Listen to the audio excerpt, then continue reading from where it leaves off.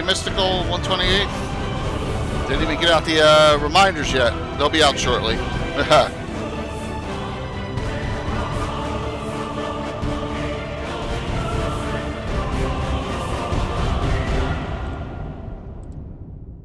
Hope you're both doing well.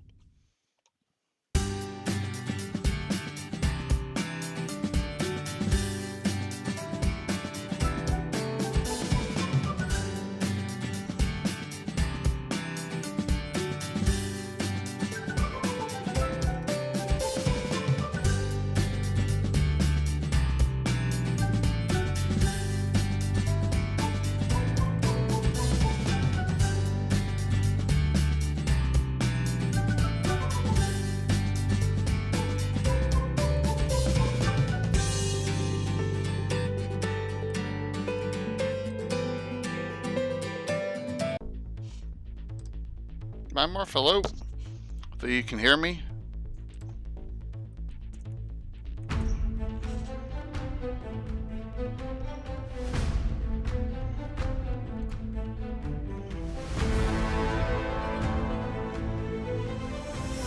Awesome.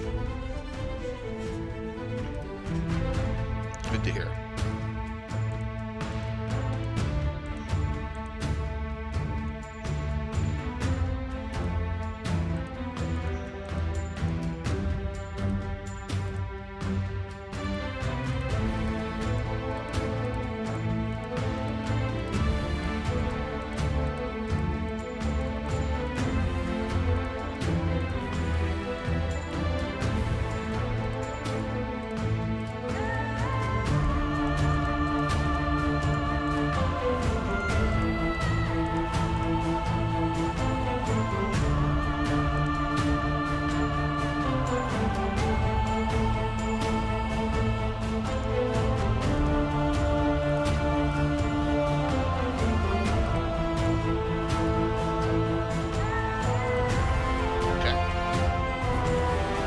Oh, Troy, man, thanks. Before we even get started, LJ, Troy, thank you. Oh my gosh. Dale, thanks. I just talked to Dan via Instagram. He'll be on any second here. Choo choo, let's go. Yep. I'm not sure if I'll be able to redo those, but I'll try. Hey, Garner, good to see you too. We'll get a hype. I'm not worried about that. That's awesome. It's going to be a fun... Hey, Valmoku, good to see you. It's going to be a fun discussion tonight.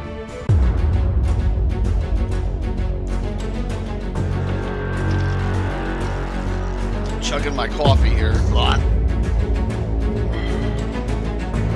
Oh, LJ.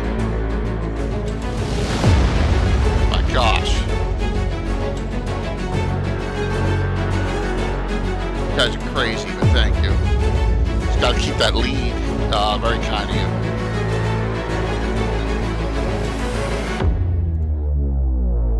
For the hike. A golden Kappa train is close. What the hell's that?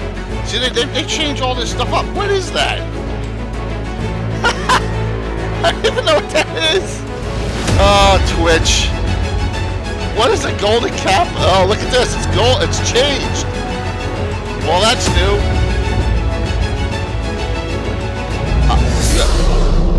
It must be something that brand spanking new that I know nothing about. Look at that golden Kappa train. I'll have to look it up afterwards. I have no idea what it is. Oh my gosh. That's crazy.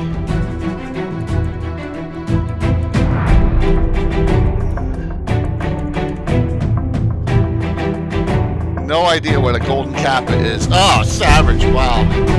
Here comes Dan.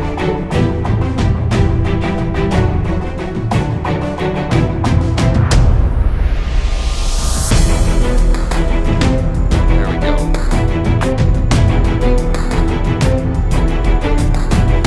Monstering it up, you all.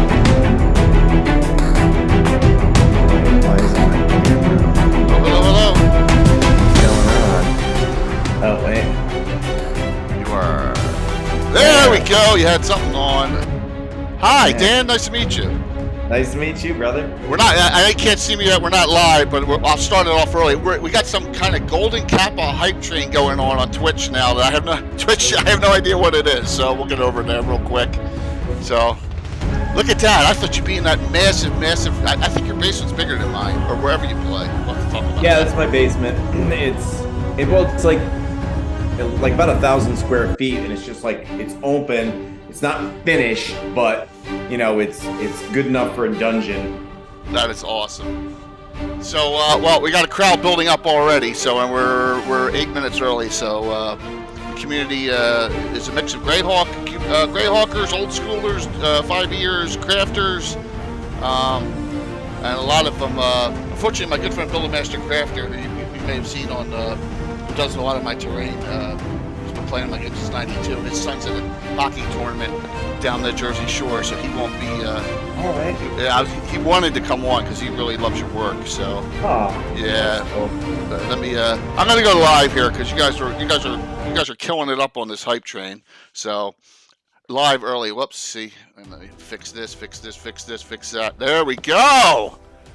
This that bar in the middle it's gonna run for a long time because of all the hype stuff going on. Good evening, everyone. Welcome, Dan Masucci, also known as the Inkdmage. Very nice to meet you for the first time talking.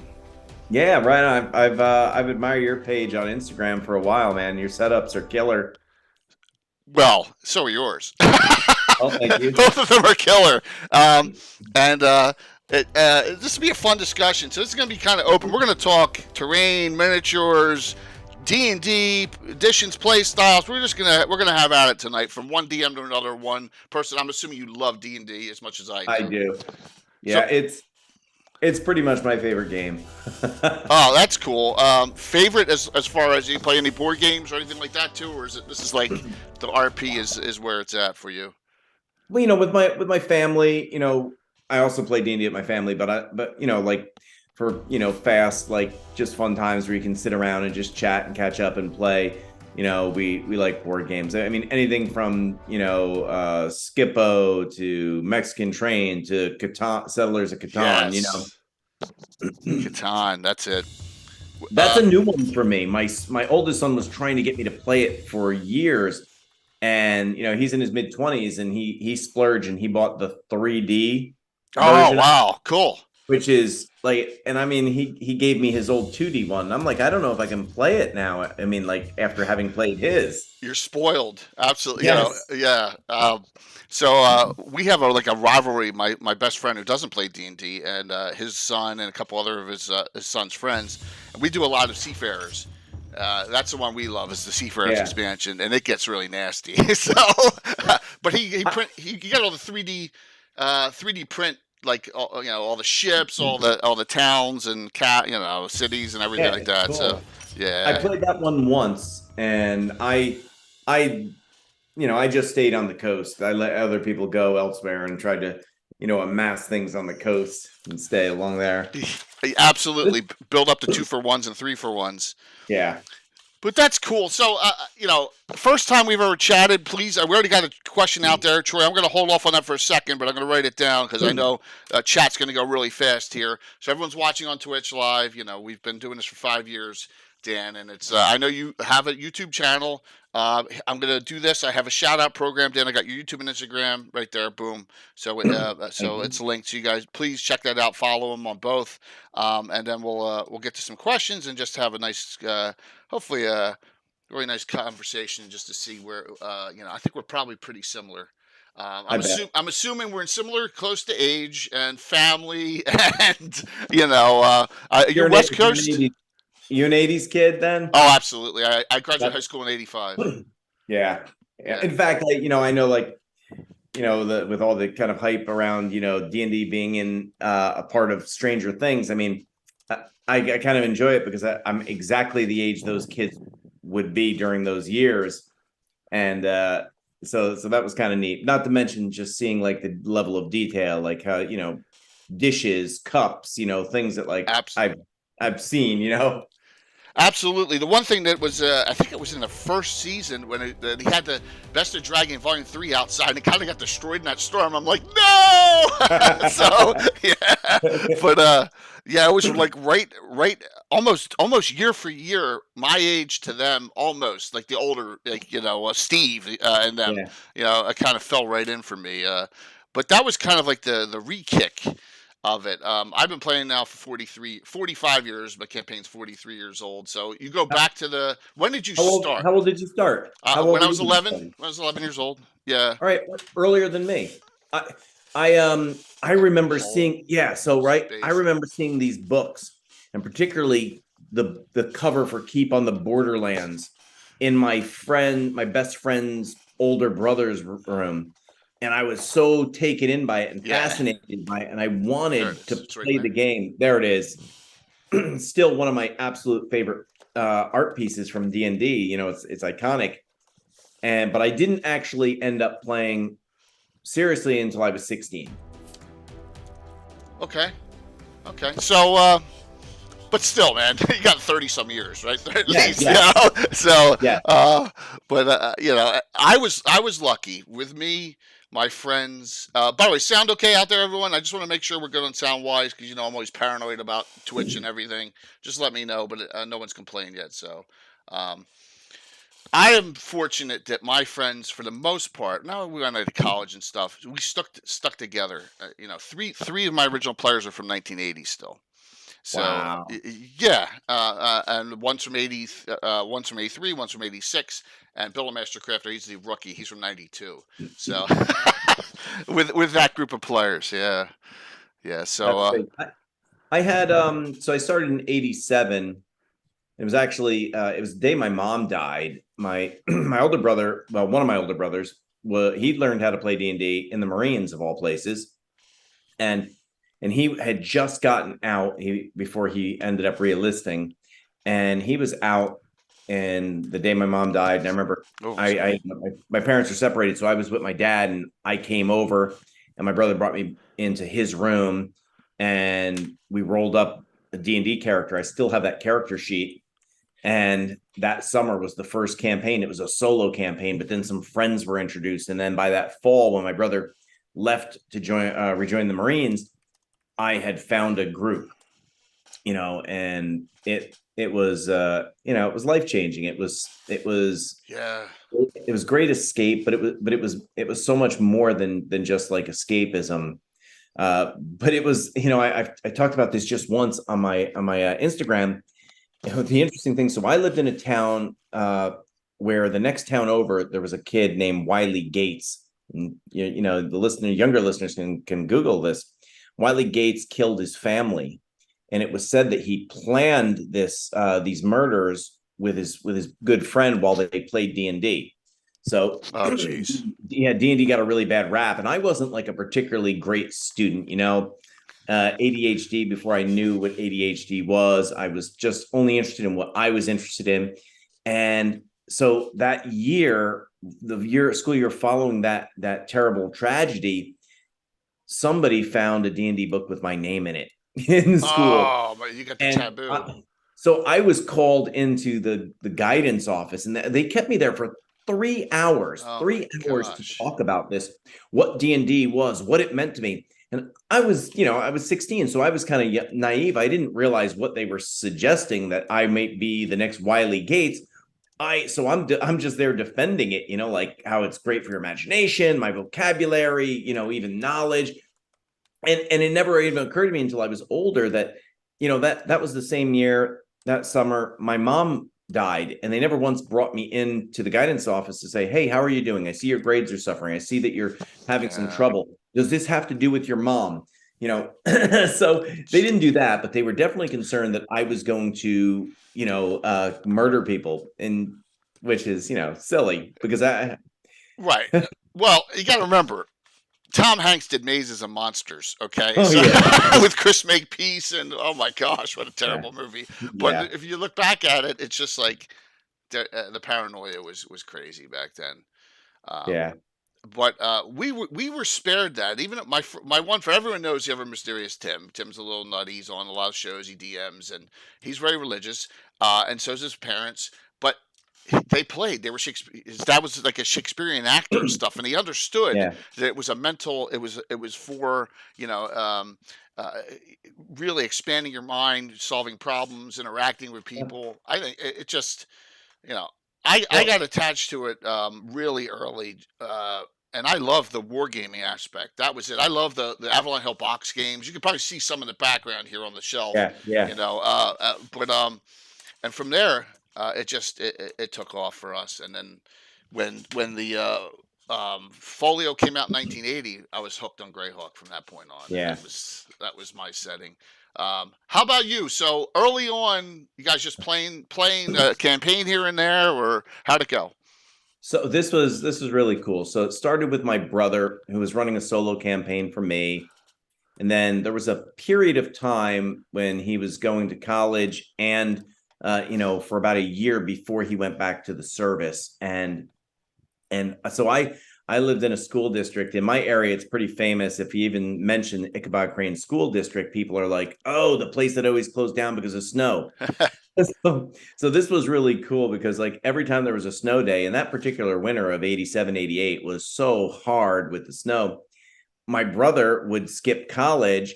Some of us would pile into his car. We'd drive over to our other friend's house, and my brother would be the dungeon master all day. We'd go and pick Yeah. up snacks.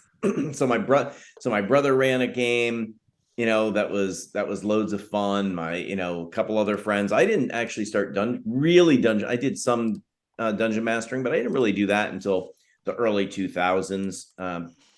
So it was pretty regular from, I'd say, 87 to about 92, 93. And then, my one DM moved to New York City, where he had been going to school. My other friend moved across the country, so he was out of it. So I tried to do a little bit, but I kind of like backed out of it because there wasn't anybody around for me. And so I didn't play again until I moved to Yosemite in mid 90s, played for a little bit there, moved back to New York. That's where I'm from, upstate New York, about Okay. 3 hours north of New York City. Okay. Played, did some spotty games here and there, and then didn't get back really into it until 3E came out. And a friend, my one friend moved back up from New York City, was having growing his family, so we started playing.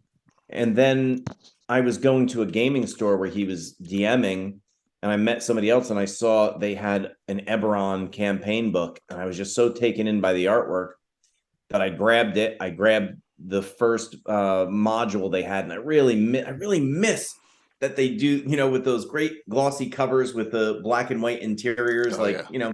29, 30 pages adventures. Those were so great.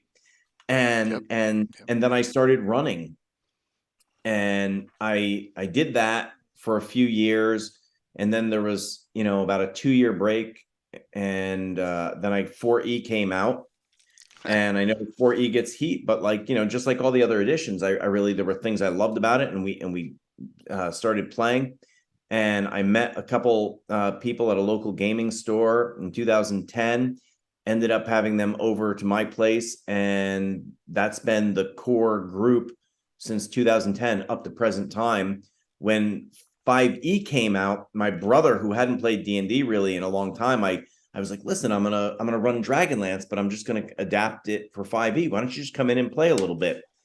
And I figured if I could sneak him in, like, he would just think it was temporary, and that's what he thought it was. But then he ended up sticking around. He's been there with us since 2014. The guy who got me into it. Nice. And then in 2019, my oldest son, joined the game. So I mean, so it's really kind of a lot of people, in the community.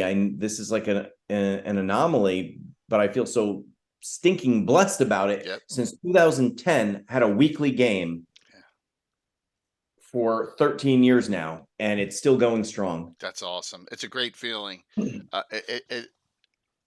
It's It's hard. It's hard. Real life always gets in the way, right? So to have it that long, you may miss, are you on vacation or someone, Yeah. or multiple people can't make it or whatever. But like for the most part, that's us every Thursday night. We've gotten together Yeah. for 40 Yeah. years. Yeah. So I just, you know what, my like, I don't drink. I don't really like, for me, like the only sport I ever really enjoyed was judo. oh, cool. And, so like this is the hobby. This is the thing, the thing that I enjoy doing. And, and my gamers have supportive spouses who are like, yeah, go have fun. My wife has always said, I know where you are. It's better than you hanging out with your friends here instead of at the bar, right? So Yeah. yeah. Yeah, I did have one gamer. So I used to make indie films with my brother, and we used to have a monthly game for a while with the old film crew. And the one guy, he's a great guy, but his wife just did not understand it. And she was like, I'd rather have you go to a strip club than that. And I was like, really? No, I don't think so. That's because they hear about all the human sacrificing and all that crazy stuff, which really never doesn't happen, Yeah. So, all right. Well, I want to ask about this. We're going to go to get your page up here real quick, and I should have had it up right away. My apologies. That's I'm all right. slacking. I'm slacking. So hit this button here, and we'll go. All right. Your motto on here. I'm the dungeon master your mother warned you about. Yeah. There's got to be a story behind that. It's a pretty well. So I used to help people like with their fitness and nutrition. Okay. And one of the young gals that I helped, she joked. She said, "Oh, you're the type, when I think I had posted something back when I was on Facebook. I'm off Facebook. I've been off Facebook, but I post something nerdy, about D&D, and she commented, "Oh, you're the type of man my mother warned me about." Something like that. And I was like, yeah, that's awesome. That's really good. I was like, oh, that's an awesome one. Yeah. Because like, my wife gets it, but doesn't, right? You know, and I've always said, I've been married 29 years and I've known my wife for like 34, 35 years, but I've played D&D for 43, 45 years. So the priorities are set. But family, and my son plays, I play kids game with him. He's 13. So that's great. But you got some wonderful things on the site here. And I just, so I'm going to take one or two of the questions from the audience. Do you remember like when you started playing what your first character was? Absolutely. So on the day my mom died, I made up a human fighter named Valkar. Okay. And rolled the stats, and because he was a fighter, I ended up putting that was back with comeliness, which I really like. Comeliness, I really like that. It's old school. Pretty much anything for Unearthed Arcana is gold, like the social status and everything. So I had like a 6 comeliness. And so we said it was because my face was scarred up, but that character really only lasted just for the adventure that day. My brother got a little more serious for the solo campaign, and I wanted to play a bard, but to be a bard in first edition, for any of you out there who don't know, you had to go up as a fighter and a thief and get the 5th level in each, and then you become a bard. So I was like, okay, I can do that. Now, being 16 years old and just playing, our oldest brother was out for our mother's funeral, so he was out for a bit, and so he's playing with us, and my character was down on hit points, and my brother's thief, half-elf thief, Kreither, I still have that character sheet, he wouldn't give me a healing potion, so I did what any young, immature player would do. I said, well, I attack him. Oh, my. And I hit him with a natural 20 with my broadsword and chopped his head off. So the town, they paid for a resurrection. They resurrected him. They sentenced my character to death. And I was like distraught because I was 3rd level. And I was like, I love this character already. It was already attached. And my brother said, okay, there's one chance that you have, and you can roll divine intervention. And I said, well, what do I have to do? I said, well, you take these 2 10-sideds and you roll them and you have to get 2 zeros. I said, okay. And that's exactly what I did. No. Oh, wow. Nice. So he was saved. So Who was your my god? brother's. Do you remember What's that? who your deity was that you had to pray to or whatever? Well, at that point, I had to decide, and my brother told me my character became chaotic evil because I did such an evil act, Right. and so I went ahead with Ariok from the Melnibodean, Melnibonian, yeah, mythos, and so since it became chaotic evil, I wasn't neutral anymore. I could no longer be a bard, but I stayed a fighter. right. Evil And fighter. That's awesome. yeah, and my favorite magic item I remember getting was the +3 frost brand. Oh, And love that. +6 against fire using. yep, it Yeah, was incredible. those are That the those are the days because we call them the Monty Hall days, right? I mean yeah, but that's it. When you're a kid, you don't know this is a little crazy or yeah, cutting off friends' heads, but yeah. that is so cool. But not, and as much as I still love the game, like I think every player out there, nothing replaces the magic of the beginning. Like the first time you see somebody walk on water and you're like, what? How is that happening? But now you're so jaded. Oh, they've got a ring of water walking or something, you just know. But like those early days, that absolute magic, Yeah. it's First, very treasured memories. first time finding out stuff. I mean, first time something crazy happens, like a divine intervention. I think I've had it happen twice in 43 years. Um, Oh, yeah. The other thing is that back in the day, there are no Greyhawk deities in this 1980 Glossography. The deities aren't out yet. So and Jim Ward's great if you ever talk to Jim. We're just pulling out deities from the Deities and Demigods book, crossing over, American, Mexican American yeah. with Celtic, with Norse. It didn't matter back then. It We just deities, we had like I've done it. Like we used to joke about going to the Dan Masucci School of Dice Rolling because my dice rolling, was pretty hot. I remember like like a first like really long dramatic campaign, and we were where clerics were outlawed, and I was playing a cleric, and there was witch hunters who worked for the Empire hunting down clerics, and our party was tracked down by this witch hunter general, and he cast polymorph on my cleric. I think I was 17 at the time. I was so distraught. He cast it, and I changed me into a pig. And unlike 5th edition, where you can eventually just pop out of it, this was permanent. This was permanent, and so I broke out my the die I still have. It's this white D10, and I rolled it twice and got a 0 and reversed the effect. nice. It was Hey, John. it was pretty spectacular. Speaking of that, LJ, you're on right now, and a couple other people may be on from 2 Saturdays ago. I was trying to turn people into pigs just recently, so even after all these years. All right, so What are you playing? What edition? all 1E2E. Okay. Yeah, you do like a combo? Yeah, so my game's a hybrid of what I do is like 2E's fantastic. Arcana was great.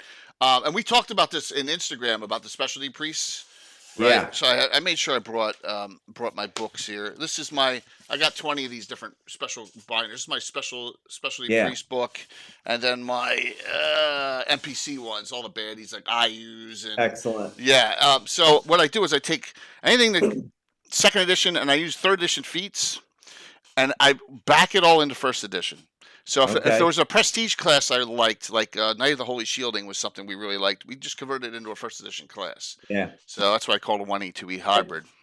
And you know what, Gary was smart. It was he wrote something, I forget if it was in like the close or the foreword of one of the early books, and you really got the spirit of what he was saying. It's kind of like how the founding fathers of our country, they understood how times would change, but it wouldn't change the spirit of what they were saying. Same thing with Gary Gygax. He knew that people were going to take it and breathe their life into it and make it their own. Make Greyhawk your own is what they said. Yeah. Greyhawk your own. And that's what I've done. And that's what this is all about. The Order of Ulick symbol since 1980. My Greyhawk has deviated right from the initial glossography. But that's what you're supposed to do, Yeah. And the community understands that. Every single DM is different. Every single campaign setting, even if you're playing in Ed's Forgotten Realms, everyone's different. That's the Yeah, joy of the game, and why I love it so much. So you playing five, old 5e. school? Uh, So we play 5e because that's kind of what everybody would like. I went to do the Exalted Funerals old school, you know, books. What were those? The little digest sized the volumes. They're great. OSCs, the old school Renaissance or old school Yes, yeah. essentials, old school And essentials. the old school essentials. Man, I Yeah. love that. And I really I like, the little bit I played at Castle and Crusades quite a bit. Troller Game sponsors us, Yeah. so if Chuck's on, he's gonna love hearing that. And I thought, what I getting my brother is like Plus, they're doing gets paperwork. kind of fixated in one thing, like, it's got to be D&D, so it can't be. And I want to accommodate him because I love my brother and I want to play with him. So, but I mean, Castle and Crusades would be something that I think would complement the newer gamers at my table, because I have some couple guys who started out in third edition, and they're big video game players too. So like they really like the real superhero aspect of it. My oldest son, who's in the game, he likes old school too, or new school. He likes it brutal. He likes it to have that gritty feel. And I have two players in my game who are older, like us, so they kind of like that old school vibe too. I mean, if I would go back to Thaco in second edition and first edition, because I really love the first edition Ranger, a lot better than second edition Ranger. But I love the non-weapon proficiencies, how it's done in second edition. Yep. But again, I don't have a favorite edition, because I have such good memories with each edition. I mean, even fourth edition, some of the best campaigns I ran were in fourth edition, and it was fantastic. The gaming system, was what it was. I mean, all the gaming systems ultimately, beyond 10th level, they start to break down big time, Yeah. in Yeah. terms of that power creep. Except 1E2E doesn't break down as much. Not as much. I Yeah. mean, listen, a wizard is like wicked power. I remember like taking days and just casting repetitive stone skins on my wizard. Like, Okay. Stone skin contingency stone skin, right? The yeah, contingency spell from Arcana. Oh my gosh. yeah. Yeah. So I mean, I love that. But Yeah. you know, so we do 5e. I bet, I was just listening to Matt from the Pickle Dragon talk with Manganello about like, kind of home brewing some rules where Matt does, like, if you fail two death saving throws, then there's a chart you roll on about like disabilities, cool. disfigurements. And I was like, you know what, that's cool. I might have a player or two like grumble about that, and I'd just be like, okay, well, I won't do that for you. You'll get the preferential treatment. We'll see. We do critical hits and fumbles. Natural Yeah. 20s, natural ones, and with the way online, the audience can actually affect that with cheering. So yeah, it Oh, special nice. games like when I'm playing for Ed Greenwood and his crew, Eric Boyd and Eric Mengi, Tony Winslow Brill, and all. It gets crazy. They get like so many special hero points, and they're just throwing them around. Then my guys are Nice. complaining on Thursday. No one gives us anything. And I'm like, shut up, guys. You get enough. They get Well, enough. Yeah. that's funny. That's like, I don't use inspiration at my table. Because it's usually, I mean, originally I did, and I was like, listen, it's about playing up your flaw. If you play up your flaw, then I'll do it. But like, most players are like, well, my flaw is that I'm great at everything. So I was like, I'm gonna get rid of it. And when my son came into the game, he was like, don't do it. It's like baby's first D&D. Well, you need your inspiration. Yeah, I've And I was never. just, yeah, Never. my group is so they're so together as gamers and role players. They don't need any special cushioning. No, and that's it. With like, I make changes based on my game. So I'll give you an example. When I have special groups, and that's other streamers or special players, and I got 3 or 4 special groups. I got an all female group. I got the Ed Greenwood group. And I usually have I have a special guest come, like Luke Gygax will play in the egg group or something, Yeah. and then we'll do a comparison here on one. You have Joe Manganiello. Looks like you played with, which is awesome. So Yeah. which is fantastic. But I'm doing this as a joke because everyone knows my good friend Todd Stashwick, who knows Joe. He plays in. He sometimes plays in the game too. And when they play, I let them spell point magic user spells. I let them Yeah. pull them right, like they have 5 firsts. All right, so if you want to cast 5 in old school with your spell list, that's fine. But my players, you got to pre-choose your spells, like just like in the rules. Yes. Because my guys are much more adept at knowing what they're doing, and we're entertaining for these special one shots. Yeah. So, yeah. No doubt. Yeah, I get definitely. that. So you'll make changes for. And that's a cool thing, and every DM I think has those nuances as you do it longer and longer and longer. You understand sometimes, you gotta adjust on the fly. So And you know what? Yeah, knowing that each group is different, knowing like what it is that makes them tick, what works for them, that. yeah. I'd like to say that was something I had right out of the gate, but I know I didn't. It was something I learned over time, to really like read the room, figure out what each player appreciates, and then try and juggle that. That's the ongoing battle for a DM. I mean, sometimes I think players don't quite understand like the amount of work that like we dungeon masters put in, and it's not to ruin their night. It's to present them with challenges and tell a good story, So I for me, it's always story over rules. And that's been, for, a couple of my gamers, it's been harder for them since they come from 3E and from video game background, understanding that like, and trusting me, like, listen, if I do something, it's for the good of the story. It's for the good of the moment, So that brings us to prep, and yeah, you and I have extra prep a lot. All right, yeah, and so and Troy Cannibal wanted me to ask when you got the mini and terrain bug, because I got it late '90s, early 2000s, well before 3D printing. So yeah, let me bring up some pictures here. So my friend, and he just dropped these off. He had like an old audio cassette holder with a plastic insert out that he used to put all his minis in. And they were unpainted. They were the pewter minis. Grenadiers. Yeah, a lot of those, especially the dwarves. I love dwarves.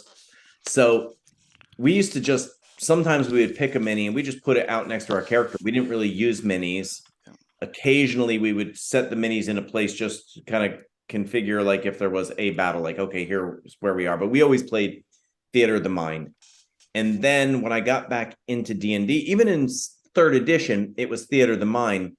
But when I started going to where my friend was running at a gaming store, and the gaming store there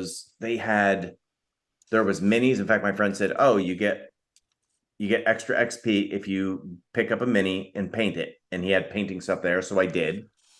And then we went upstairs and he had this whole cavern system laid out, and it was Dwarven Forge. They're the old resin. The resin. That's what all I use. It's awesome. And I felt such an ache of like, hey, I wanted it so bad. Yeah. I wanted it so bad, but it was like, I looked and it was just so expensive. But what I did, that was the year that year, I think it was 2005, is when they started putting out the D&D tiles, those tremendous like cardstock printed on both sides tiles. So I started getting the pre-painted plastic minis in, I think, 2005, and those tiles, I would always buy 2 sets of each when they came out. And I didn't go to 3D until 2013. I picked up some Dungeon Stone. It's a company out of Texas. Okay. And they make it's like a resin. It looks a little bit like the Hearst Arts stuff. Right. And Hearst Arts was great, but it took a long time to figure it out. Yeah, absolutely. So this stuff came, and it was a little brittle, so you had to, be delicate with it. And then I somehow missed. I had never even heard of Dwarven Forge's first Kickstarter, which that really killed me because the buy-in on that one was so cheap. Yeah. But I did get in on the second one, and then I started collecting, and once I started posting pictures, I think I was like 2013 on Instagram. Then I started like, so I was just doing it for my own personal, sharing stuff with nerds, and then next thing you know, like people started liking it and following it, and I was like, well, that's Yeah. weird. And before long, I had companies like reach out, and they wanted me to like showcase stuff. And then I really, I think Joe Manganiello coming over and playing at the house like that didn't hurt either. That was awesome. 'Cause What year was he that? that was 2018. He Okay. started following me, and he commented, and I was like, yo, dude, like if you're ever in New York, come by, get a slice of pizza, and play some D&D. That's And he awesome. and he joked, he was like, yeah, I'll bring the Hand of Vecna. So so he DM'd me on Instagram, and he was like, yo, you live in the Albany area, right? And I said, yeah. And he's like, okay, I'm going to be in town shooting a movie. And I was like, well, sounds like you need to play D&D while you're here. So it was like a really busy schedule. It was like, I think they were only there for like 10 days, and they had one day off. Oh man. And so he called me the night before. He was like, listen, we got our day off. This is when it is. And it turned out to be on a Friday night with our regular group. And he and his brother came and played for about 7 hours, like into the late hours in the morning. And I have to tell you, I met celebrities before, and some have been nice, some have not been nice. But Joe and his brother were like two of the most down to earth guys, and Absolutely. not just incredible role players, but incredibly generous to the other players. They neither was like dominant or like, stealing the show, like just being really kind to the other players too. And so, after that, and like we became friends, and I did the virtual Gary Con that he and his brother jumped in for 2020. But after that, maybe that's when like WizKids kind of came into the picture, and I just started growing my Instagram account. My YouTube's kind of slow, but that's, I'm not regular there. Right. But Usually it's one. You're a primal one spot. I'm Twitch. You're Instagram. yeah. So yeah, yeah, So definitely.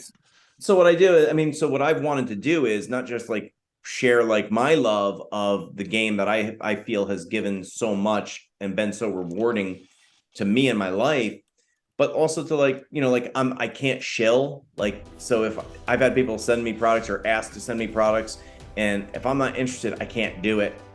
Because I only want to like share products that I think people would like, or or that I could recommend.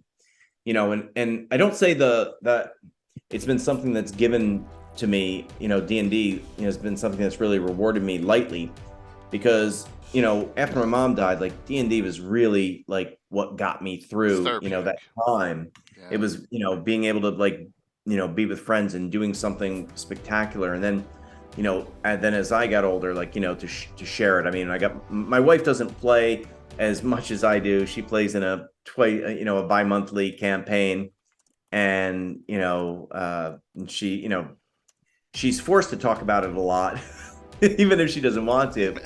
But it's been something I've shared with my both my sons, and my nephews, and our oldest brother and my brother, and it's been such a giving game. And there's certain things like in kind of like the pop culture, and I say nerd culture affectionately, that have become generational, like Raiders of the Lost Ark, Star Wars, The Lord of the Rings. These things, they become generational things that fathers and mothers will pass down, then share their love with. And D&D is like that too, I have found.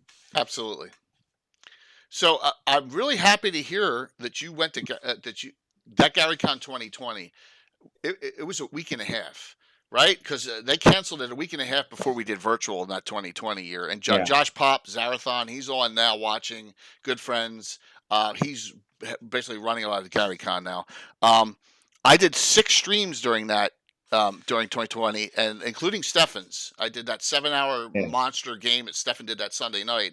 And man, that was like the people you just saw the love, like almost impossible to go from a in-person con to a virtual con in like 10 Yeah. days, right? But we did it. But like, have you been to Gary Con in person? Because talking about the love, No, you need to go this no. year. 50th This anniversary. yeah, it was. I would like to be able to go next year. Yeah. You know, it was my oldest son was going to go, my brother was going to go, and two of our friends. It was five of us. We had the room at the lodge. We were everything was set. We were going to go, and then when it was shut down, it was just like, oh man. Same here. It was rough. 2020 was rough. It was 2020 and 2021 were rough years. Yeah, But yeah, but what a great, talking about the love you see just when you're walking by and you're bumping with Alan Hammock and you're bumping with Jim Ward, and Ed came this last year, and I DM for him in person. It was just so awesome. I mean, just wonderful, wonderful stuff at that. And then you see how ingrained in society it is with these legends there, and there's also all these next generational people there that yeah. are just a ton of 5 years there, ton of them, and that's great, um just to see how it's changing, and it's just was so exciting. And this one's 2 weekends coming up next year. I'm really excited about it. Yeah, you know, I with especially with like all the like the 5 years and people are like new coming into it. You know, when Game of Thrones was being made into a TV show, I remember thinking like, oh, because like I was something I really liked, and now everybody was jumping on the bandwagon. It was like I was like, there's like I'm happy though, they came out, but I haven't felt that way about D&D. I like the more people that play it, like I'm so glad. Yeah, absolutely. It's just and it's like a lot of people are like, it's dying out. It's going to die out with the old generation. I'm like, no, no. And let's not go there with the WotC missteps this year. All that, that's beyond. There's other like, Yeah. Troller Games Cobalt Press, Paizo. They've all done good job, really good jobs. Yeah. With so there's And always going to be. you know what? I made a post about it because everybody was chiming in, and there was a lot of negativity. And I just, my take was that D&D is bigger than any person. It's bigger than any company. It's taken on a life of its own, and no matter how you do it, whether you're playing, the old school essentials, or you still got your old books. I mean, like to my left is my closet filled with every book I've had. No matter what you're playing, it's not going to stop you from being able to have fun. The spirit, 100%. that's what it's about. It's such, and I don't want to sound like a complete ultra nerd here, everyone online, but it's definitely helped mold who I am today from back then. Because I don't know if I was good at talking to people or whatever, but I think the game actually helped the socialization, which is really crazy to say. Yeah. But yeah, so but like there are very few of us out there. And by the way, Jeremy from Gamescape 3D's on, and wanted to say hi, one of my sponsors. And if you've seen his prints out there all over the place, including the latest one he did was the Lighthouse Kickstarter. Yeah, let me bring that. I'm actually playing a game and reusing that again on where I thought I had everything prepped here. Reusing Jay that from Jay's Tabletop had that. Yeah, yes. Jay does. Jeremy's been a great sponsor and just wonderful. Let me see if I can bring this up. This is what's on my table right now. I was actually setting it up on a rainy day this morning, just getting and it lights up. Yeah, so wow. Yeah, there it is. Yeah, that's fantastic. Yeah, and Bill did all the adornments on this, and I got old GeoHex. If you remember this stuff from the '90s, we used to play BattleTech on this, and then a lot of handcrafted stuff by Bill. So, and then some ships these ships I got from a company called Arsonville Shipworks in the late '90s, early 2000s, and they went out of business, but they're awesome. And, yeah. So Starbox battle mats, I see. Yeah, so I got a mix of battle mats. This one in the back's a map by Mars. That's the only one I have that is not neoprene, because I love the two-sided neoprene ones. Yeah. So I have the Russian company, Battlefield Forces, that used to be able to get them on Amazon. Some of them, and a lot of these are from Frontline Gaming. Yeah, these are from Okay. like gaming mats. A lot of them. So I got, and they're I don't have any space for them, Dan. My basement's long, but to the left of Yeah. to over here to over here, they're lying on the floor, all flat, and we keep on tripping over them. So there's like a stack of like Yeah. 15 of them on the floor. Yeah. You know? I did. The neoprene ones I have are from Monster Fight Club and Okay. from WizKids, and I just roll those up. But I have a bunch from Cigar Box Battles because they're fleece, and I just fold those up nice and put them in a tote that I have downstairs. How are they for? I've never used one. How are they for using on hills? Like, are they easy to utilize? No, cool. I have my homemade cliff stackers, and I'll just put those underneath and then drape the fleece over it. Okay. They're really cool. So, are you talking about these? Something. Yeah, those are my homemade cliff stackers. Okay, all right. So they're homemade, and then you stack. You can stack them to any height, and you'll just wrap the cigar box. All right. How the figures stay on it though? If you're trying to do like ledges. It's pretty good. I won't do it if I'm doing like a cliff, but like if I just want like a slope or a hill, then I'll put it underneath. Very cool. Curtis, there's Curtis. Curtis, you missed my good friend Todd Stashwick comment already, so you missed it already, but that's okay. All right, I got a dumb question. Josh Zarathon asked. Yeah. First off, biomechanical. Which biomechanical genre? Yeah, or is it? Yeah. Dwarf. Oh, look at that! Oh man, this is my dwarf themed arm with that's Moradin. Nice. And that is awesome. My hammer. And then this is my Greek mythology themed one. Oh, that is so cool. There you go. The question was tattoos, and do you incorporate tattoo magic in your game? Because I have, I've done it before as a consumable. I've done it as something where it's like, oh, it can be consumable, but then you can like expend spell slots into it to recharge them. Cool. Very cool. Almost like a Ring of Spell story. Yeah, and in fact, so if you read in, I forget what book it is for 5e, but they basically mentioned that the monster stat blocks were created with the idea that the player characters had no magic items. Well, that's, your players want magic items, but magic items in 5e can really be a game changer in terms of, like being a destructive force against your carefully laid out and planned encounters. So I like to introduce, some common and uncommon items that are canon, but then I like to make up items like a dwarven hammer that you can throw up to a certain distance and it will fly back to your hand, and so you'll be able to use that, and you can't use that power again until you take a short or a long rest, but you can get more use out of it if you expend a hit die. Okay. And then that recharges it. Now, that's cool because it gives you that power, but it also depletes your inner strength of your hit dice. So when it comes time to short rest, you can't heal as much. So I like that creating magic items that draw from your own power and strength. That is awesome. So, Relics and Rituals, the books from Sword, I think it was Sword and Sorcery from 3rd edition. The black book and the red book have tattoo magic in them, which I use, which is pretty cool. I make it very rare. I make it Old Faith and Greyhawk, the old druids. The second thing was, I noticed from New York, I watch Inkmaster. One thing, I don't have any tats, but I love Inkmaster. Yeah. Empire State Tattoo is he was a champion. You know what? It's funny. I don't. It's not something I really I follow. I only it was only 10 years ago that I got tattoos. Cool. I became friends with a guy who our kids went to the same preschool, and he had a shop, and he was like, "Come down and get something," and I was like, "Okay, why not?" Maybe I was like, I was, in my early 40s, and I was thinking, oh no, I'm getting old. I better do something.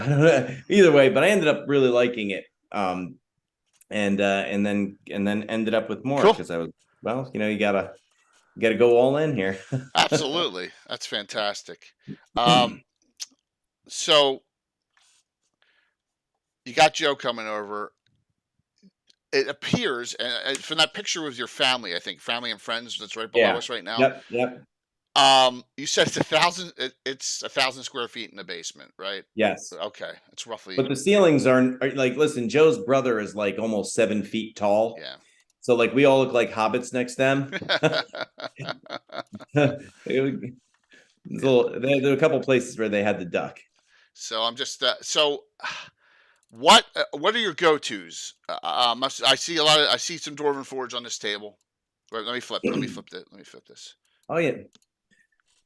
Well, I'm really big. Like I mean, I have like so beyond the cavern stuff that you can see in that picture Okay. is Dungeon from Architects of Destruction, and they had a relationship with Printable Scenery, so they kind of modified their Rampage dungeon and did a Kickstarter.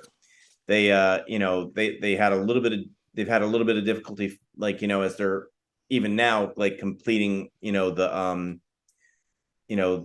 goals, getting the goals out. But like I really hope that they come back from that, because their stuff is outrageously good. And Rampage Dungeon, huh? yeah, so that's the Printable Scenery, but Okay. Architects of Destruction. Architect. And what I love about their stuff is it holds together so well. You could just pick pieces up and set it down, and it's already printed, it's already made, because they've got the molds, and they make it in California. That's where they did it. So I'm hoping that they'll continue with that after the fulfillment. Beyond that is Whiz Kids, and that should be a lot of the Whiz Kids town and village set, Right. Okay. Which, man, I love their stuff. Again, it clips together. I kind of like the low profile walls, because you do have better visibility, at your table. My table is a ping pong table with felt over it, so that's 9 feet by 5 feet, and so the low profile is really cool. I like a lot of set dressing, and including some actual terrain pieces, dungeon pieces from Galadoria Games. Galadoria is a small American business. The owner, Kevin Kennedy, is just like one of the nicest guys I've ever met and become friends with. And they do such interest. I met him because I was so attracted to, they do city docks stuff, and their city docks look so amazing. And but then beyond that, like they just do all these great little fiddly bits and little set decoration pieces that really, are so inventive and imaginative. They come painted and non-painted. It's their stuff is outrageous. I love their stuff. Both those companies 3D printing it and then painting it themselves, or is it cast mold? Cast mold. So Galadoria Games does the Siocast, Okay. which is like what Reaper Mini does with their stuff now. And and Monster Fight Club, which is like, for me, hands down the best and most affordable wilderness terrain. They do rock hills. They have a set called the Ice Wild. So they do pine trees, snow-covered pine trees, regular trees, fallen trees. They do incredible battle mats, roadways, and so I do a lot of outdoor encounters. So Monster Fight Club is really a go-to for me. I have a lot of their stuff, and I really love it, and I love how versatile it is. For me, that's the biggest thing when I have terrain. Is it versatile? Can I take the pieces and can I use them and then turn around and build something else, and then people don't even realize that it's the same pieces because I'm just using it in a different way. I mean, I've got a lot of stuff now, but I don't have as much stuff as I bet people think I have, because I'm continually like reusing it in different ways. And so for me, when I'm looking at things, I want something that's versatile. Can I use this again and again and again? And in fact, I have a huge container filled with my Dungeons and Dragons tiles. I have Pathfinder battle maps. I have D&D, tactical maps. And back when they used to do the D&D minis battles game, there were the map sets they put out. Yeah. Use a lot of those. That is all the stuff there in that picture is set up on top of a map that one of my gamers, I purchased the file and he printed out for me as a gift. Oh, that's cool. and laminated it. And it's Jason Engel who did a lot of the artwork for Pathfinder battle maps as well, flip maps, as well as the original D&D battle D&D tiles. And so I love incorporating 2D and 3D. And lately, you know what, I love flying in, just for quickness and improvisational sake, being able to just fly in a battle map. Yeah, what I do with the Pathfinder maps is the following. I take the bars and then I 3D Yep. overlay them with stuff, Yeah. so that we get this. This is actually there's Ed Greenwood's character, Revelantar, Eric Boyd's character, the group hanging Nice. around it, and then in my Free City of Altamira, which is in the county of Ulick. Yeah, I think you have one of these too. The Yep. the Yep. the owlbear rug. So yeah, just some neat Classic. stuff there. Yeah. Mix of painted and plastic. I'm not averse to using, because you know what? I'm like I don't know if you're this way, crazy stickler, but I want to have the monster, whether it's plastic or whatever. I got, if I'm going to have a monster, unless it doesn't exist, and there's still Yep. some out there that don't, I want to have the monster for every encounter. I definitely try, and my collection is big enough that I can if I don't have it, I'll get something reasonably close. And I don't care if I have to quick paint it as long as it's table ready. But I had created these creatures in a previous campaign where they were humans and halflings, just normal NPCs who had been transformed into these aberrant, slimy, tentacled creatures, kind of like in The Thing. And I used the Pathfinder Grindylows, and I explained to them, these aren't Grindylows. I know they look like it, but this is it. And my players were breaking my balls a bit, jokingly. Like, oh, all right, you've ruined it for me. So I saw these minis that they were what I needed. I ordered them. They were delivered 2 days, and I painted them. So within 5 days, I had them and painted them. So I had them for the next game. And my players, so they're really funny and they're spoiled. So if I lay down like a 2D map, sometimes they're like, "Wait, what am I looking? I can't see. What is this?" Because they're so used to being spoiled. Yeah, and my guys, and I by the way, I got a brand new emote out there. It's my blue balls emote, because whenever it says "bust my balls," I'm throwing that emote out there now in the chat, right? Because I got a D. Do you know what these nuts are? Because you Dietz and Watson, the little Yeah, mini oh, yeah. meat snacks, Yes. right? Yeah. So we have yeah. I've got a teenage son and a son in his 20s. Oh yeah. Childish humor, right? Yes. Yeah. It's just the way it is. But just part of the entertainment factor, I guess, for people out there. We're all very simplistic. I try to do, and here's the thing. So you do a lot of homebrew or regular? Because when we do these old school dungeon crawls, they're the toughest to set up for. Yeah. Because so this was our 1000th adventure was Tomb of the Lizard King. I ran it as a special all day event just a couple weeks ago. Yeah. And this is my setup for it on the table. I'm thinking to myself, there's so many encounters. We want to get this done in like 9 hours. We're gonna highlight the encounters on it, but they're tough. It's tough to do it. Homebrewing's so much easier with terrain. It is. I pretty much, there's very few times when I actually take what's in the source and keep it as is. I'll often modify it. I know, like, my gamers, they like a dungeon crawl, but they can't take it for more than a session before they have to get into like role playing or something different, because it can be a slog for them. Mm-hmm. So, I will, like, I bought back in 93 Dragon Mountain, that box set. Yeah. And that is so incredible. And I never ran it. So in the last campaign that I ran for my Friday night crew, I ran it. Oops, sorry. And so I kept the spirit of the some of the locations, rather than Exactly. Exactly. Yeah, I would read through it, I would look at it, and I'd be like, okay, what can I make from what I have? Because sometimes with the old campaigns, I mean, those dungeon maps represented vast spaces, and even the table that I have that's big, I couldn't do that. So I kept to the spirit of the encounter and did it. And I was glad, though, that I got to run Dragon Mountain because it turned out to be It's incredible. long too, isn't it? It's extremely Yeah. yeah. Well, That's it's yeah, a. because you I'm go sorry. ahead. That's the first time that half dragons appear, isn't it?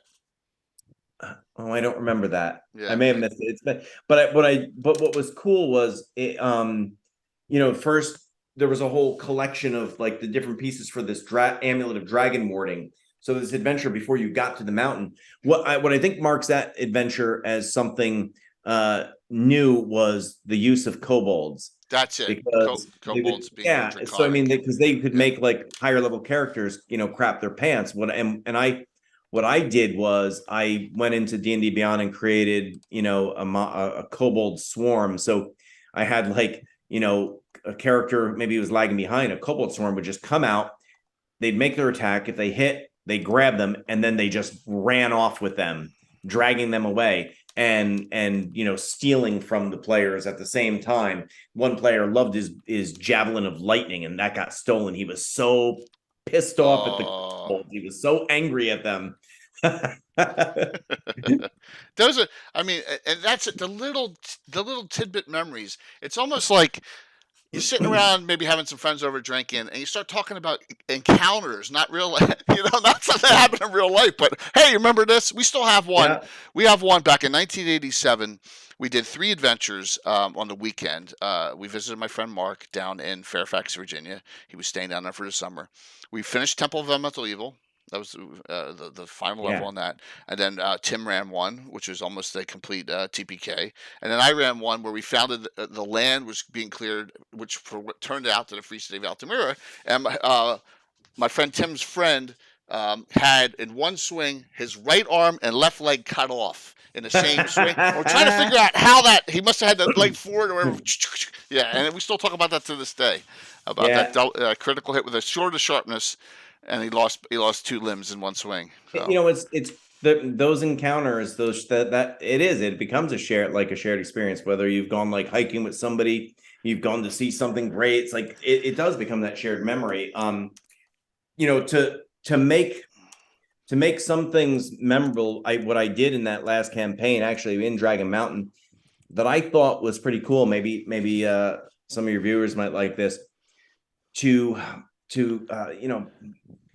switch up the huge dungeon crawl, what I said was, before the players came to the game, I wanted them to each come up with a story. Could be no longer than 5 pages, and it would cover the story from their character's perspective of what happened for 3 days inside the mountain. So at that point, I had 5 players, so that was 15 days of time, Right. In the mountain.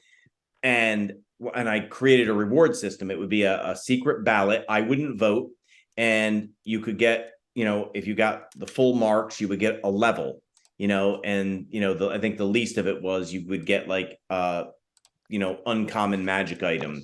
And so these rewards, and those stories that they sat around, it was so great to sit back and hear them take over, essentially being the dungeon master, reading their tales, going around the table, and I've incorporated that into travel as well. Sometimes I'll just say, okay, oh, you're traveling, and I'll just say, okay, during this period of time, tell me about what happens, to invest them as well in the shared storytelling. It's a great idea, Dan. That's a great idea. Wow. Yeah, that especially on something so large and momentous, where you don't want to just be directing them, right, leading them by their nose the entire time. Yeah. It's a great idea. I got to think about that, trying to incorporate that once or twice. Trying with my Well, guys. you know what? I think like if I think there was something in the 4E Dungeon Master's Guide 2. Both the Dungeon Master's Guide and the Dungeon Master's Guide 2 for 4E are incredible resources for dungeon masters to mine, because it's the stuff that you can mine is totally system neutral, but it's like great storytelling aspects. And they had some really good ideas, including like having players like, okay, like, what is it? Tell me, like, what is it that you see? So I would, if somebody told me, sometimes they tell me, oh, I want to go up and talk to somebody. It's like, okay, tell me about them. What do they look like? And they might say, oh, the street sweeper, they look like this, and just give me enough. And then I roll with it. And, that kind of improv, like, as a DM, you find yourself doing most of the improving, but it's off their characters. But when you get players involved and they're like helping to shape and improv the environment, what's going on, it can give you a good springboard to like dive off of, and I think create something, especially if you ever feel like you're in a slump, hand over the reins a little bit. Now, I you know I only like to do that so much because I prefer being like the storyteller. So, but giving them the opportunity to like, okay, describe this person, describe this.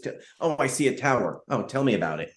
And just get enough from them that I can then carry on. It's a cool way to, I think, to invest the players, recharge yourself a little bit in moments. No, that's really, and it gives them a spot where they can do some creative things too.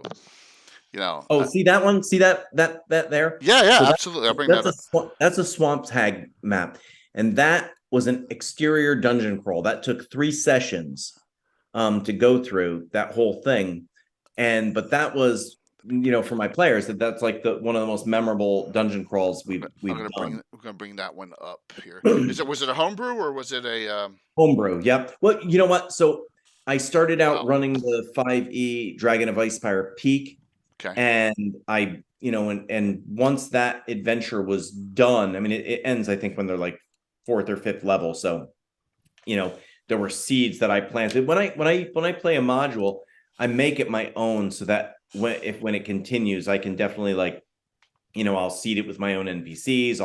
I'll change what I need to based on the players that I have, and then make it our own. Like I've run Curse of Strahd twice now, and they were really different campaigns because they were different groups and they did things way different, and it was just a completely different experience. But it was also because I wasn't running it directly straight from the book, largely from that one. That was like an incredibly well-written adventure, and it had great roots anyway. But what about the original Ravenloft?